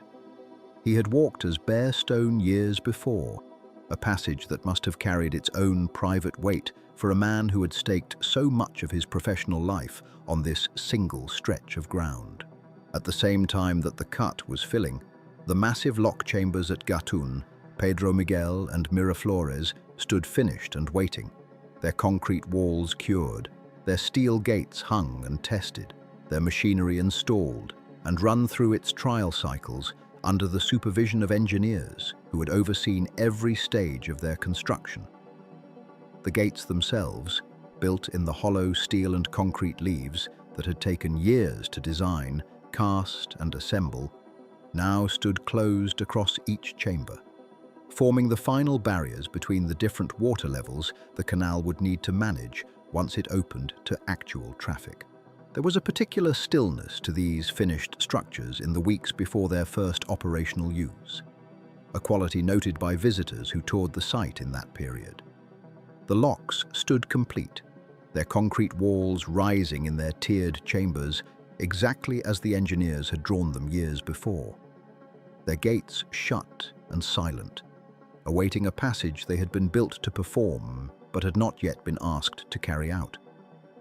The canal, in this narrow window of time, existed in a state the isthmus had never known before. No longer a construction site and not yet a working waterway. Its channel filling with water, its locks standing ready. The whole vast system poised at the edge of the function it had been built for, waiting only for the water to finish rising and the first vessel to approach. The filling of Gatun Lake had proceeded slowly for more than a year, the Chagres River pouring itself into the impoundment behind the great earthen dam, the water climbing by inches and then by feet across a landscape that had once held farms, villages, and the winding course of the river itself. Engineers watched the rise with the same patience they had brought to every other stage of the work, recording the water's level against markers driven into the hillsides, comparing the actual rate of accumulation to the calculations that had guided the dam's design. There was no way to hurry a lake.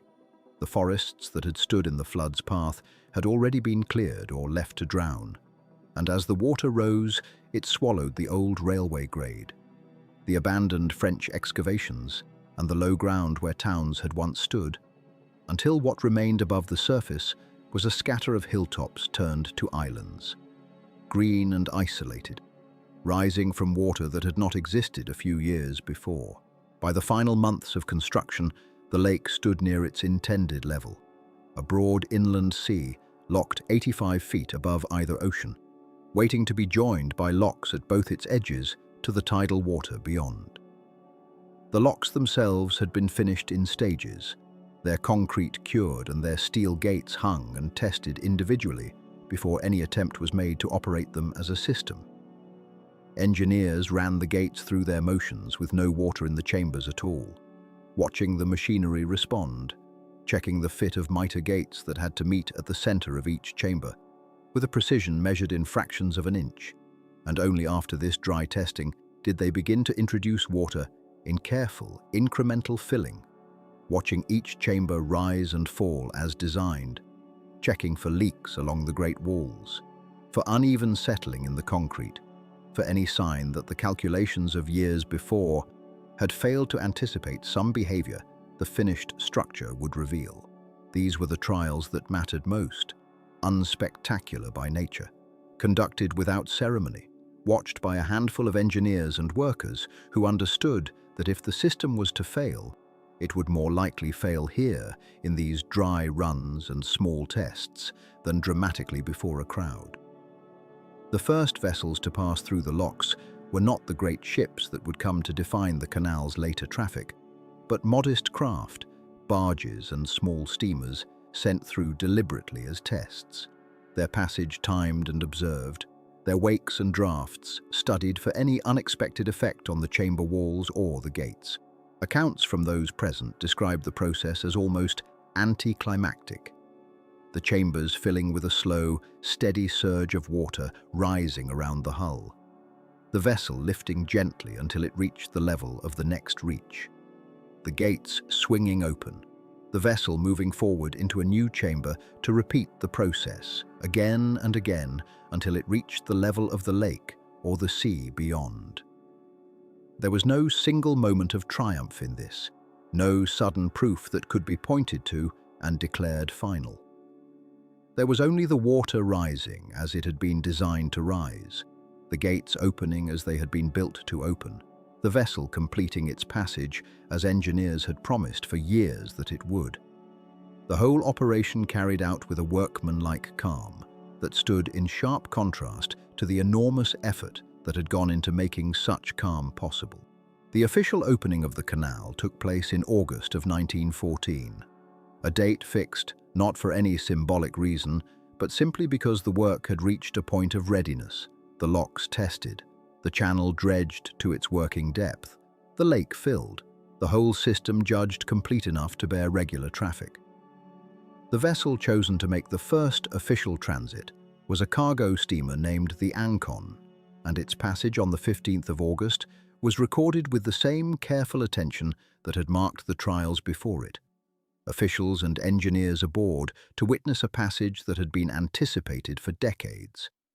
Since the earliest French surveys had first suggested that such a crossing might be possible, the ship entered the locks at the Atlantic side, was lifted through the chambers to the level of Gatun Lake, crossed the broad water of the impoundment, passed into the deep trench of the Culebra Cut, where the mountain had been carried away, descended through the locks on the Pacific side, and emerged into open water on the far ocean. Having crossed in a matter of hours a distance that ships had once been forced to sail thousands of miles around a continent to achieve. It should have been, by any measure, one of the announced triumphs of the age. A project that had consumed money and lives and decades of effort on a scale matched by few undertakings in human history, finally proven complete and functional before witnesses. And in the narrow circle of those who had worked on it, engineers and officials, and the residents of the zone who had lived their lives around its construction, it was received with the quiet satisfaction such an achievement deserved. But the wider world, the audience that might once have been expected to celebrate such a crossing with parades and headlines and sustained attention, was at that exact moment absorbed by a catastrophe unfolding an ocean away. Just weeks before the Ancon's passage, the assassination of an archduke in a city few Americans could have located on a map, had set in motion a chain of declarations and mobilizations that by August had drawn the great powers of Europe into a war whose scale no one yet fully understood, but whose seriousness was already unmistakable.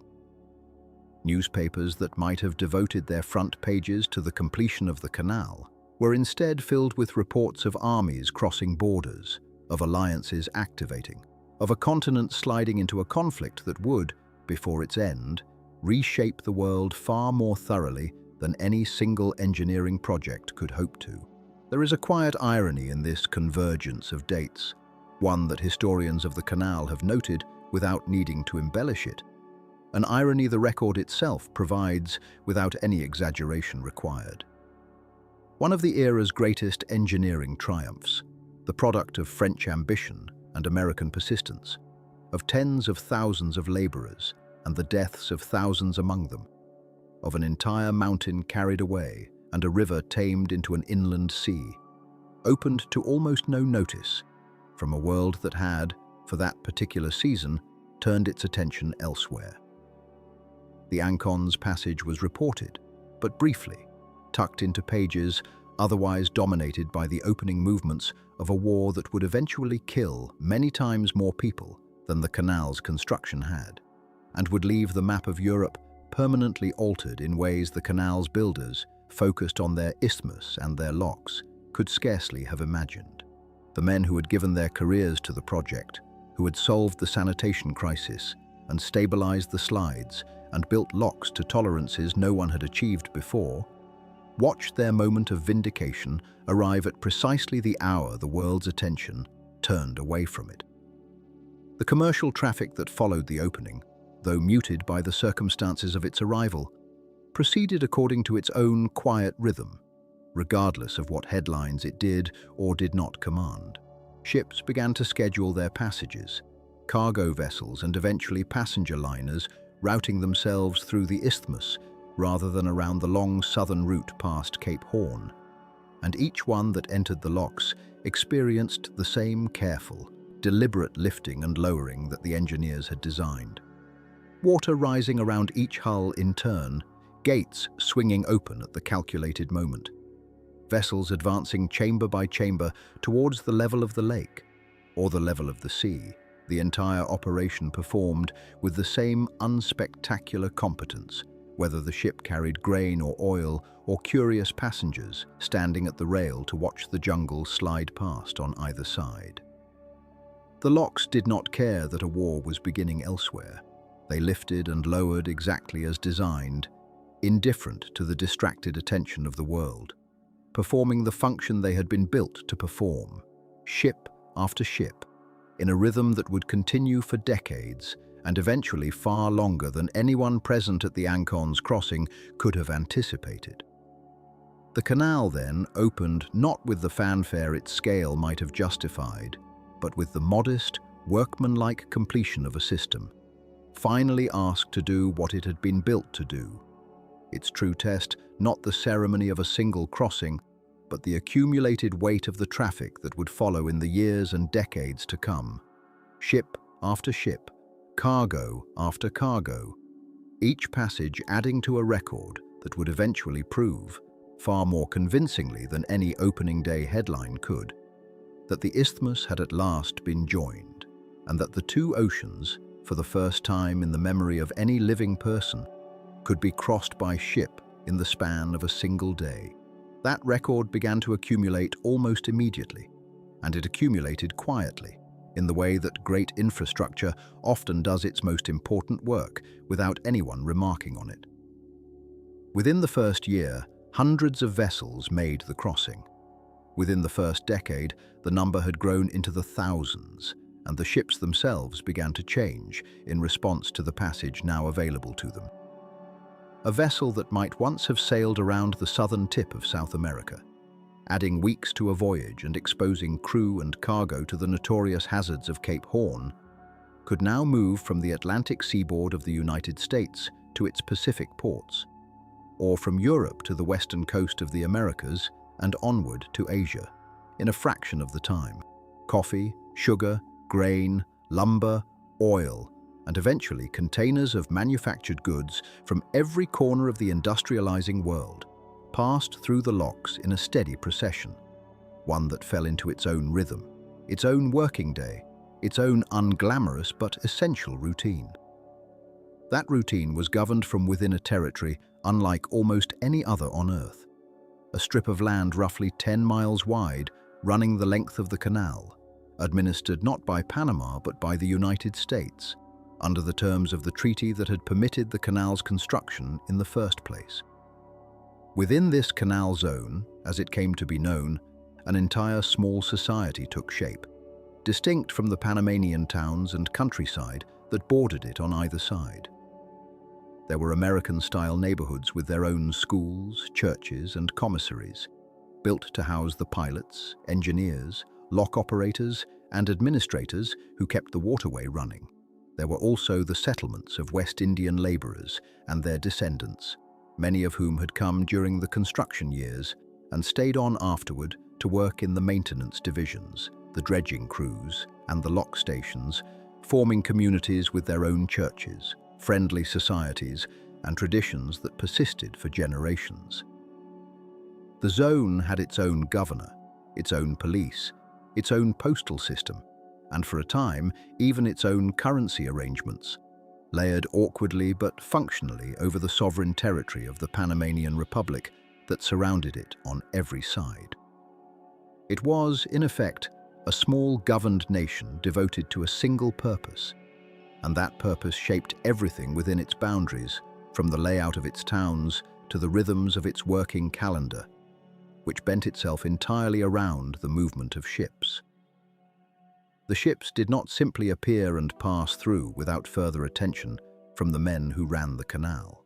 Behind the calm efficiency of each transit lay a continuous, largely unseen labor of maintenance, one that had begun before the canal was even finished, and that never fully ceased in all the decades that followed. Dredges worked the channel constantly, drawing up the silt that rivers and rain carried down into Gatun Lake and into the sea level approaches at either end. For a canal, unlike a road or a bridge, is a waterway carved through living, shifting earth. And earth does not remain still simply because a schedule has been set for it. The lock gates, those vast steel leaves weighing many hundreds of tons apiece, required regular inspection and repair. Their hinges and machinery subject to the corrosive effects of salt water, humidity, and the sheer mechanical strain of opening and closing for immense volumes of water and steel. Day after day, year after year, divers were sent down to examine the underwater portions of the gates and the culverts that fed water into and out of the lock chambers, and entire chambers were periodically drained so that engineers could walk the floor of a lock as they might walk the floor of a cathedral, examining every joint and rivet by lamplight. The Culebra Cut, that narrow defile blasted and dug through the continental divide, remained the canal's most persistent source of anxiety, even after the ceremonial crossings had faded into memory.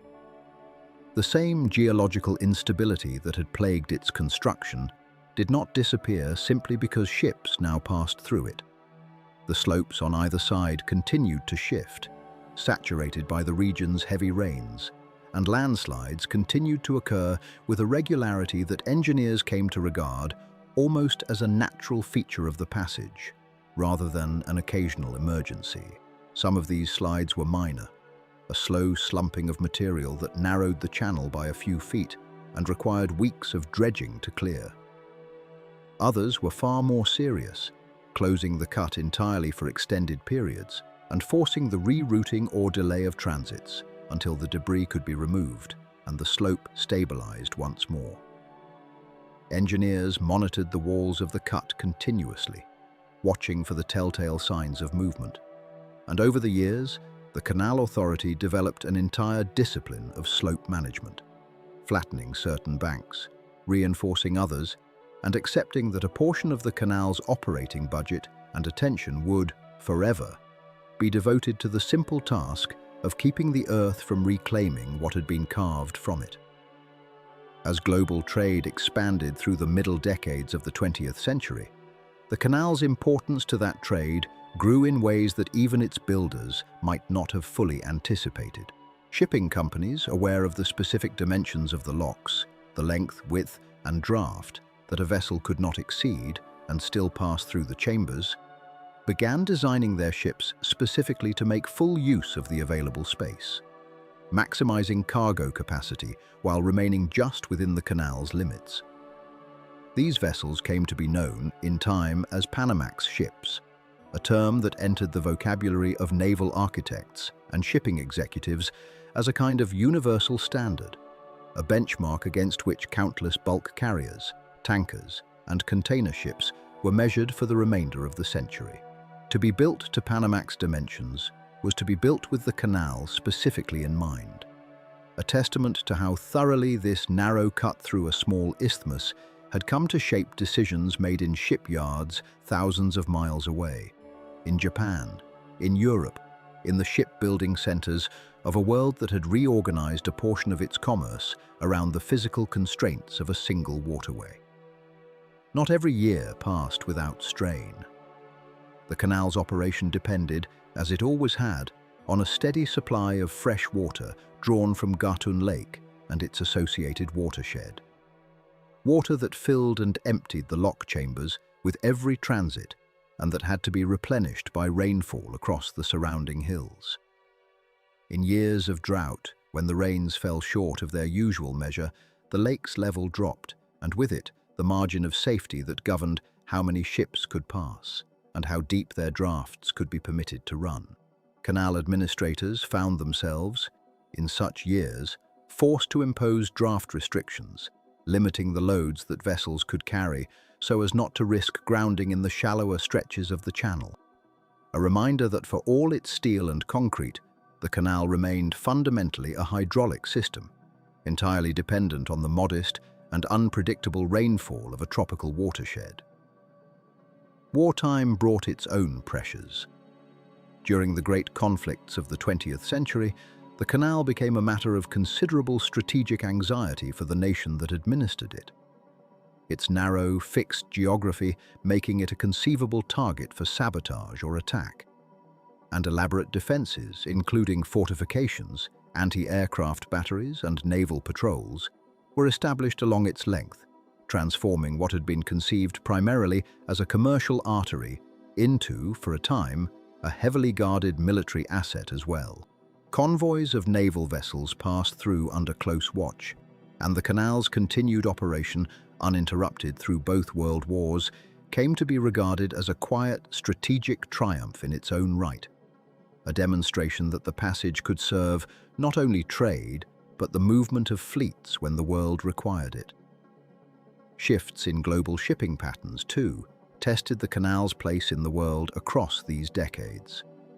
The rise of air freight, the changing fortunes of particular trade routes, and the gradual growth of vessels whose dimensions began to press against or exceed the limits the locks had been built to accommodate. All posed questions about how long the original canal, built to the specifications of an earlier and smaller shipping age, could remain adequate to the demands placed upon it. And yet, through droughts and wars and the slow evolution of global commerce, the canal continued to function, ship after ship, cargo after cargo, its locks filling and emptying with the same patient hydraulic rhythm that had governed them since the day the first vessel had made its ceremonial crossing. By the middle of the century, the canal had settled fully into the role it would occupy for generations to come.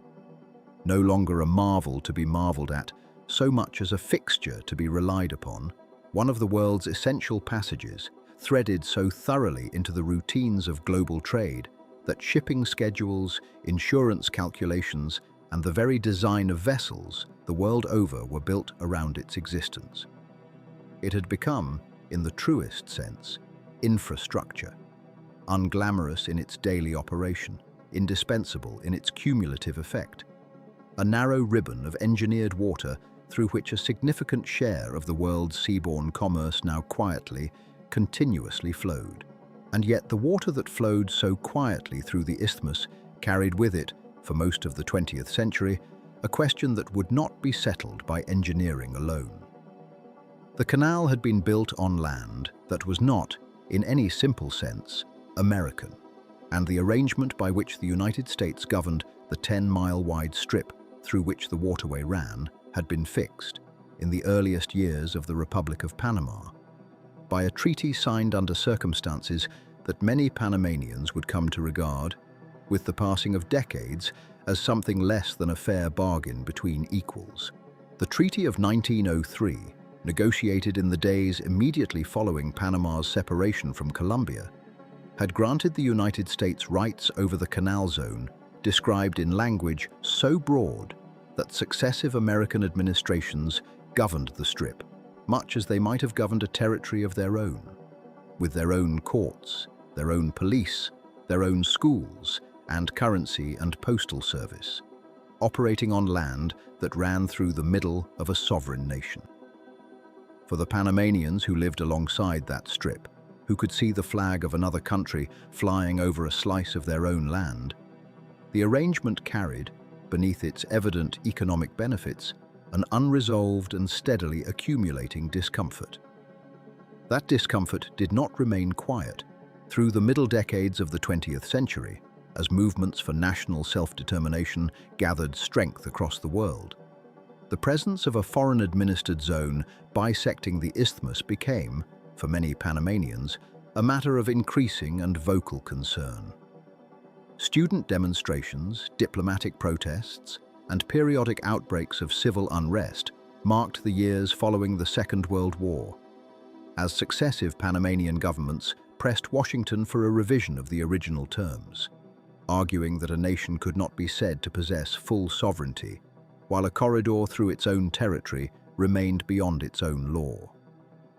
The United States, for its part, moved slowly, granting incremental concessions across the decades. Adjustments to the annual payments made to Panama, the flying of the Panamanian flag alongside the American one within the zone, small modifications to jurisdiction and administration that eased tensions without resolving the underlying dispute. Each concession answered a portion of the grievance and left the larger question standing. The tension came to its sharpest and most consequential point in January of 1964, when a dispute over the flying of flags at a high school within the zone escalated within the span of a few days into widespread rioting and violence that left dozens dead on both sides and severed diplomatic relations between the two countries entirely. The events of that January, which Panamanians would afterward commemorate as Martyrs' Day, marked a turning point in the political history of the canal, transforming what had been, for decades, a slow diplomatic grievance into an urgent national demand that could no longer be answered by minor adjustment. In the years that followed, negotiations toward a fundamentally new arrangement began in earnest, proceeding through multiple American administrations and multiple Panamanian governments, each round of talks advancing the discussion incrementally, while the larger settlement remained, for years at a stretch, just out of reach. It was not until the administration of President Jimmy Carter, working with the government of General Omar Torrijos, that the negotiations finally produced an agreement capable of resolving the dispute in its fundamentals. The Torrijos-Carter Treaties, signed in September of 1977, set out a framework unlike anything the original arrangement had contemplated. The gradual transfer of the canal and the zone surrounding it from American to Panamanian control, structured across more than 2 decades of shared administration, with full sovereignty over the waterway to pass to Panama at the close of the century, on the final day of December in the year 1999. The treaties were not received without controversy. Within the United States, the proposed transfer became the subject of extensive and sometimes bitter debate, argued over in the Senate through months of hearings and amendments before ratification was secured by the narrowest of margins. Within Panama, the agreement was received with celebration tempered, for some, by the recognition that 2 more decades of transition still lay ahead before the promise would be fully realized. But the framework held, and from that point forward, the canal's future was no longer a matter of open dispute, so much as a matter of careful, gradual implementation. The years that followed the signing of the treaties were given over to the quiet, unglamorous work of transition. The establishment of joint commissions, the training of Panamanian personnel in every aspect of the canal's operation, from the piloting of vessels through the locks to the maintenance of the great gates and the management of the lakes that fed them, the gradual transfer of administrative responsibilities from American to Panamanian hands, department by department, across the 1980s and into the 1990s. It was, in its way, as patient and deliberate an undertaking as the original construction had been, though it drew far less attention from the wider world, proceeding largely through documents and appointments and training programs rather than through visible feats of engineering. The canal, throughout this long preparation, continued to operate without interruption, ships passing through its locks on the same schedules as before, the transition occurring beneath the surface of daily operation rather than disrupting it. When the final day arrived, at the close of the 20th century, the handover was marked not by upheaval, but by ceremony, calm and considered, the kind of formal transfer that decades of careful negotiation had made possible. On the 14th of December in 1999, a ceremony was held to mark the transfer, attended by dignitaries from both nations and by the ordinary citizens of Panama who had waited, in some cases, across the whole of their adult lives, to see the moment arrive. And on the last day of that December, at the stroke of noon, sovereignty over the Panama Canal passed, in full and without incident, from the United States to the Republic of Panama. There was no dramatic seizure, no contested final act. There was, instead, a quiet, formal transfer conducted according to the terms both nations had agreed upon more than 20 years before. The culmination of a negotiation so patient that its ending, when it came, carried the character less of a rupture than of a fulfillment. In the place of the old Panama Canal Company and the American governmental apparatus that had administered the zone, there arose a new institution, established by the government of Panama specifically to take up the stewardship of the waterway. The Panama Canal Authority, an autonomous agency created under Panamanian law, charged with the operation, maintenance and modernization of the canal, and structured to be insulated, as far as any government institution can be insulated, from the shifting currents of ordinary politics, so that the canal's management would remain steady and professional across changes of administration.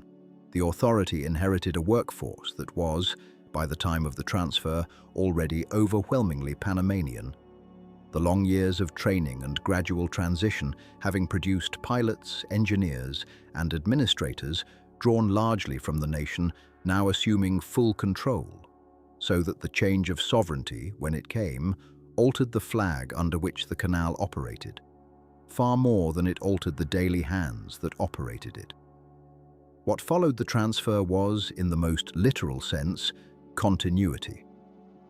The canal did not close for even a single day during the transition. No ship missed its scheduled passage on account of the change of government, and the locks at Gatun and Pedro Miguel and Miraflores continued to rise and fall according to the same patient rhythms they had followed since their construction, now overseen by Panamanian hands rather than American ones.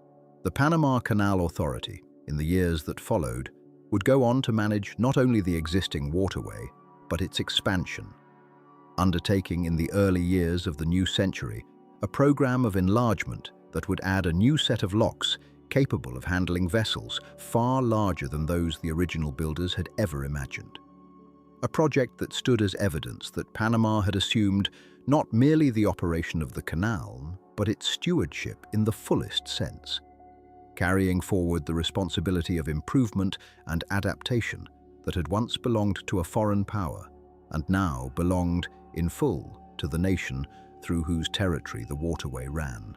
The transfer of the Panama Canal stands within the wider history of the 20th century's long unwinding of colonial and quasi-colonial arrangements, as an example of negotiated resolution rather than of rupture, a dispute that spanned most of a century and touched questions of national dignity as much as questions of engineering, brought at last to a peaceful conclusion through treaty rather than through conflict. The men who had first cut through the isthmus, who had dammed the Chagres and dredged the swamps and blasted the mountain at Culebra, were by then long dead, their names preserved in monuments and histories rather than in living memory, and the political arrangements under which they had labored had passed as well, replaced by an arrangement that returned the waterway, at last, fully into the hands of the nation whose land it had always run through.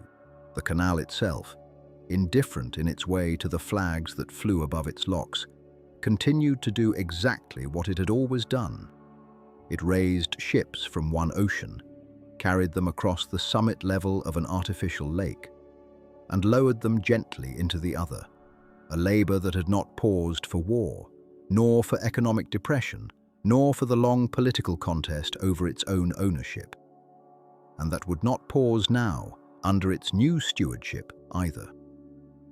By the early years of the 21st century, the vessels of the world's shipping fleets had grown far beyond anything the original engineers of the canal could have imagined when they set the dimensions of their locks a century before. Ships that once measured a few hundred feet had given way to container carriers stretching longer than the tallest buildings of that earlier age were high. Hulls so wide and so deep that the old chambers at Gatun, Pedro Miguel, and Miraflores could no longer hold them.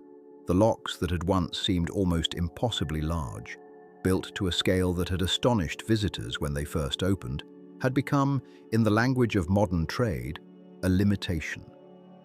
Cargo that could not fit through the isthmus had to travel instead around the far capes, or be unloaded and carried overland. A slow and costly detour that the canal's own success had, in a sense, created the need to correct. And so, after long study and long debate, the nation now responsible for the waterway's care determined that the canal would be widened, not by tearing down what had been built before, but by adding to it. A new set of locks, larger than any that had come before, laid alongside the old. The plan called for two new lock complexes, one on the Atlantic side and one on the Pacific, each larger in every dimension than its predecessors. Where the old chambers had been designed to pass ships that fit within a certain established measure, the new ones were built to a far more generous standard, wide enough and long enough to accommodate vessels that the shipping industry had already begun calling, informally by the canal's own name, in anticipation of what was to come. The engineering challenge was not simply one of size, it was one of coexistence. The new locks would have to be built beside a system that was still, every day, lifting and lowering ships exactly as it had for 100 years. A system that could not be paused, could not be drained, could not be interrupted for the sake of the work rising beside it. The isthmus, which had once been a single vast construction site, now had to become two things at once: a functioning artery of global trade and a construction site again, the two existing side by side without either one compromising the other. The excavation for the new lock complexes required moving earth on a scale that echoed, in its way, the great removals of the earlier century. Though the machines that did the digging now were larger, more precise, and guided by instruments the original builders would not have recognized. New channels had to be cut to connect the new locks to the main line of the canal, threading past the old works without disturbing their foundations, without undermining the banks that held back the waters of the lake, that still, as it had for 100 years, supplied the summit level through which every ship still passed. The engineers of this new generation studied the old drawings carefully, the same drawings that had once guided steam shovels and dredges through the cut, and found in them a body of knowledge that still held true: the behavior of the region's clays and shales under load, the paths that water sought when given the smallest opportunity, the patience the ground demanded from anyone who worked it. The isthmus had not forgotten how to resist. It required of the new builders, as it had of the old, a willingness to listen to what the earth showed them rather than simply what the plans called for. The new locks themselves incorporated an innovation the earlier builders had not possessed the means to build, though something like it had occurred to a few of the century-old system's original planners in passing, only to be set aside for want of time or resources. Beside each new lock chamber, engineers built a series of large water-saving basins, reservoirs positioned at different heights along the chamber's side, connected to it by culverts and valves that could be opened and closed as ships were raised or lowered. Water that would otherwise have been drained out to sea with each transit was instead captured and held in these basins, then returned to the lock on the next cycle, so that a large share of the fresh water needed to move a ship through the new system could be recycled rather than lost. This was not a departure from the philosophy of the original design so much as a deepening of it. The men who had built the first canal had understood the value of the freshwater lake at the isthmus's summit, had understood that gravity, not machinery, would do the work of raising ships if the water itself were properly managed. The new basins simply extended that same principle further, conserving a resource that had once seemed limitless, but that the region's engineers now understood, after a century of use, to be finite and precious. The construction of the new locks took the better part of a decade, delayed at points by disputes over cost, by technical difficulties in the concrete work, by the ordinary friction of a large undertaking carried out under public scrutiny. There were moments when completion seemed uncertain, when critics wondered whether the project would meet its budget or its schedule, echoes, however faint, of the doubts that had attended the original construction 100 years before. But the work continued, poured section by section, chamber by chamber, until at last the new locks stood complete, their concrete walls rising beside the older works with a kind of visual dialogue between the two ages of construction. The mellowed, weathered concrete of the original locks, softened by a century of tropical rain and sun, standing not far from the pale, new-poured concrete of the 21st century additions.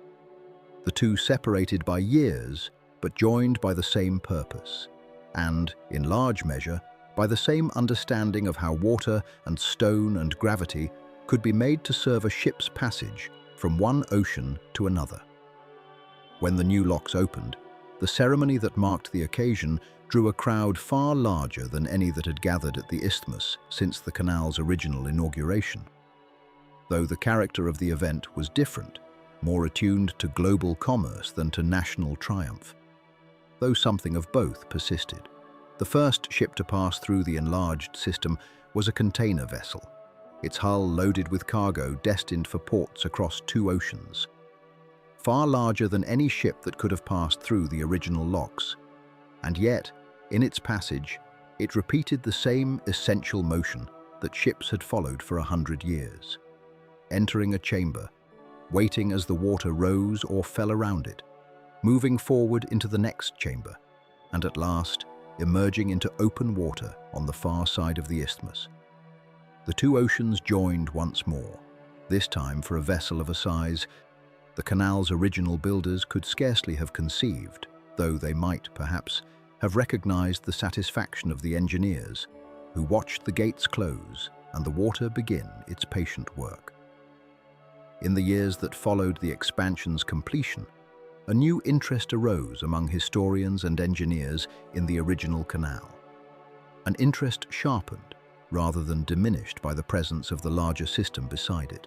Scholars returned to the archives, to the surviving drawings and reports and correspondence of the century-old project, and measured what had been achieved there against the standards and instruments of a later age. What they found, again and again, was a body of work that held up remarkably well under modern scrutiny. The tolerances the original engineers had achieved in their lock gates, the precision of their surveys, the soundness of their understanding of the isthmus's difficult geology, all of it, when tested against modern measurement, proved to have been sound, often startlingly so, given the tools available to the men who had done the work. Some of these later engineers spoke of a particular respect that grew in them as they studied the old records closely, a sense that the earlier builders had solved, with far less certainty and far cruder instruments, many of the same problems that the modern project had faced anew, and had solved them well enough that their solutions endured, largely unaltered, into an age of computers and satellite surveys. The canal, they concluded, had not simply been built once and then maintained. It had been built well enough, the first time, to still be teaching those who came after it. The expanded canal now carries in a single year a volume of trade that the original engineers could not have anticipated.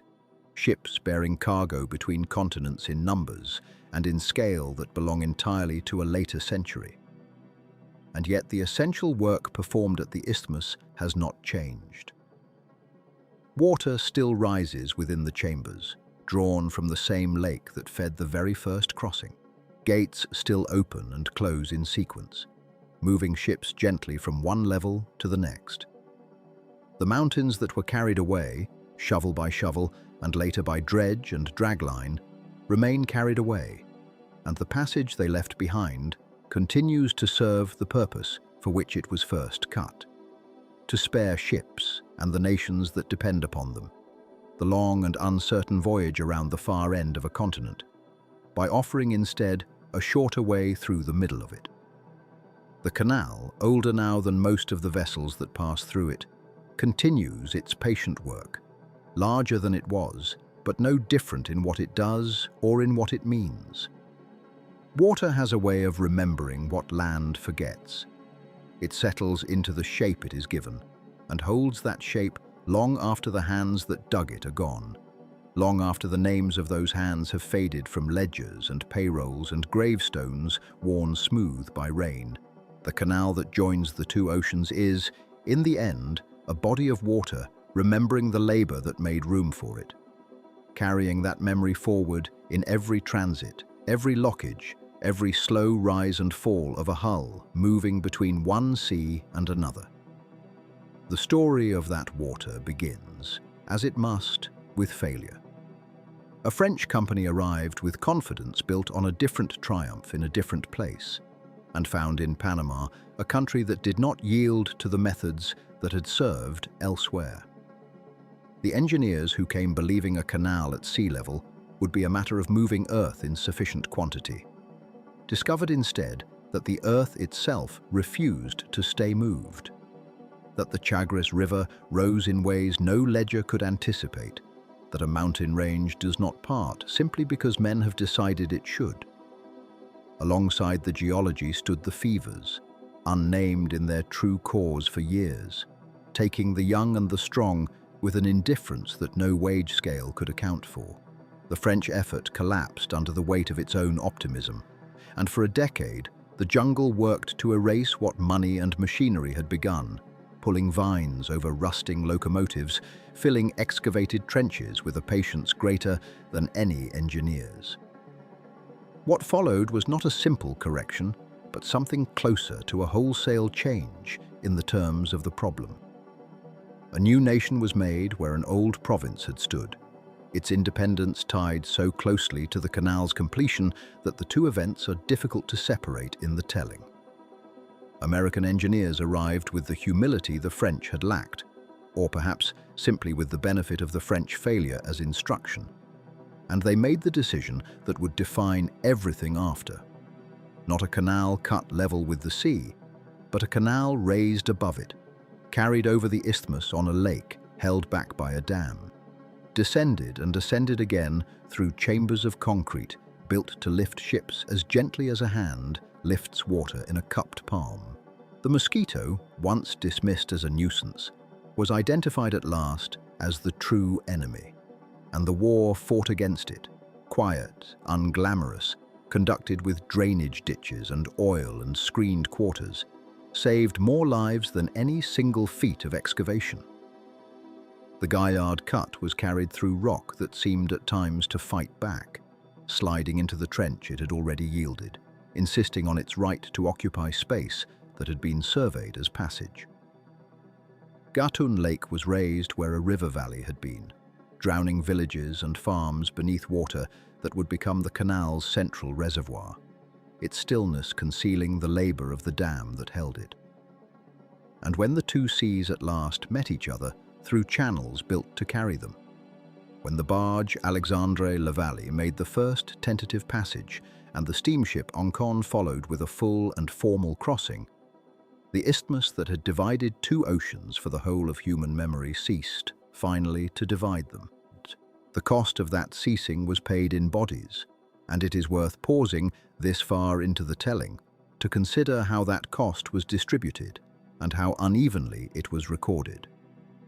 The West Indian laborers who dug and blasted and died in numbers far exceeding those recorded for workers from the United States were paid in silver rather than gold, housed in quarters inferior to those given white American employees, and remembered for the better part of a century, mostly in the aggregate rather than the individual.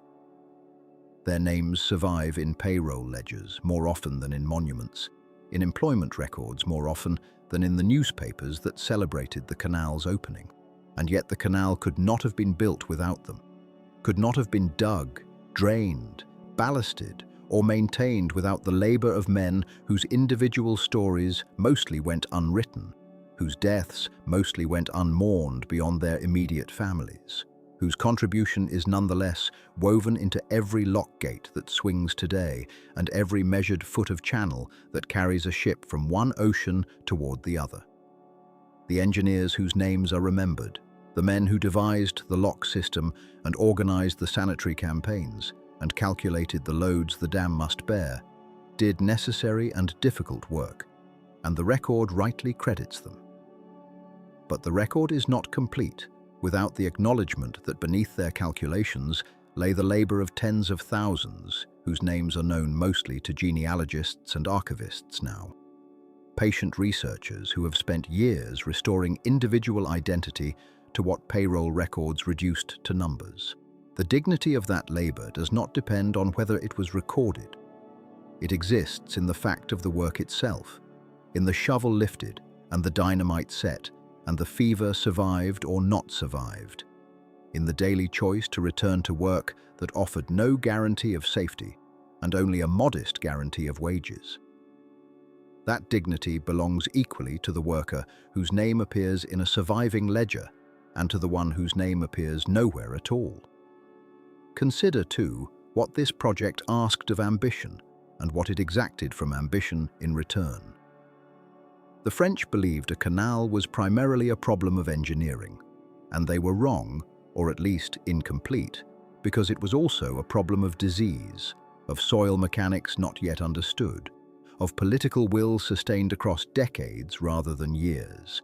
The Americans who followed understood more, but not everything, and the Culebra Cut taught them, slide by slide, that geology grants passage on its own schedule, rather than the schedule written into a construction contract. The canal stands, in this sense, as a monument not to human mastery over nature, but to human patience in negotiation with it. A decades-long conversation between ambition and material, in which neither side entirely dictated terms. The mountain was cut, but only after it demonstrated, repeatedly, that it would not be cut according to the original plan. The water was raised, but only after engineers accepted that raising it was wiser than fighting to keep the canal at the level of the sea. This is perhaps the deepest lesson embedded in the passage, that great structures are not raised by force alone, but by the willingness to listen to what the ground and the water require, and to adjust ambition to meet that requirement rather than insisting the requirement bend to ambition. The canal did not remain fixed in the hands that first built it. Sovereignty, granted under terms negotiated in a moment when the new Panamanian nation had little leverage to negotiate otherwise, was renegotiated across the following century, contested, debated, and finally transferred, so that the waterway now operates under the flag of the nation whose isthmus it occupies. The transfer was itself a kind of completion, a recognition that a passage cut through one country's land belongs, in the fullness of time, to that country's stewardship. And when the locks themselves grew too narrow for the ships that commerce had built, to be larger than the locks could accommodate, new chambers were added, wider and deeper, using gates that slide rather than swing, and basins that recycle water rather than release it to the sea, so that the canal expanded to meet a demand its original engineers could not have precisely foreseen. Though they built, wisely, with enough surplus capacity that the expansion could be grafted onto the original works rather than replacing them. What remains after the failures and the fevers, after the slides and the flooding of the lake, after the transfer of flags and the addition of wider chambers, is a simple fact of passage.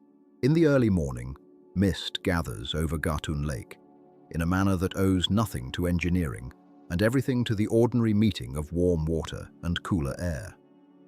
The same mist that gathered over the river valley before the dam impounded it, indifferent to the history that unfolds beneath it. A ship enters a lock chamber in near silence, its hull vast against the concrete walls, and the water does what it has always done in that place since the chambers were first filled. It rises evenly without hurry, lifting tons of steel as though the weight were nothing at all, because water asks no permission and shows no strain in the presence of mass, only patience, filling the space it is given until the space is full and the ship floats level with the water beyond the gate. The gate opens, the ship moves forward into the next reach of its passage, and the water settles back to stillness behind it, ready to receive the next vessel in the same unhurried manner. This is what the water remembers, if memory is the right word for what water does. Not the individual names of those who dug the channel or raised the dam, but the shape of the passage itself, cut once through failure, then through fever, then through rock that would not stay cut, then finally through patience sufficient to outlast all three, and holding that shape now, indefinitely, so that ships continue to pass through the middle of a continent rather than around its far end, carried by water that took its present form 100 years ago and shows no sign of forgetting it.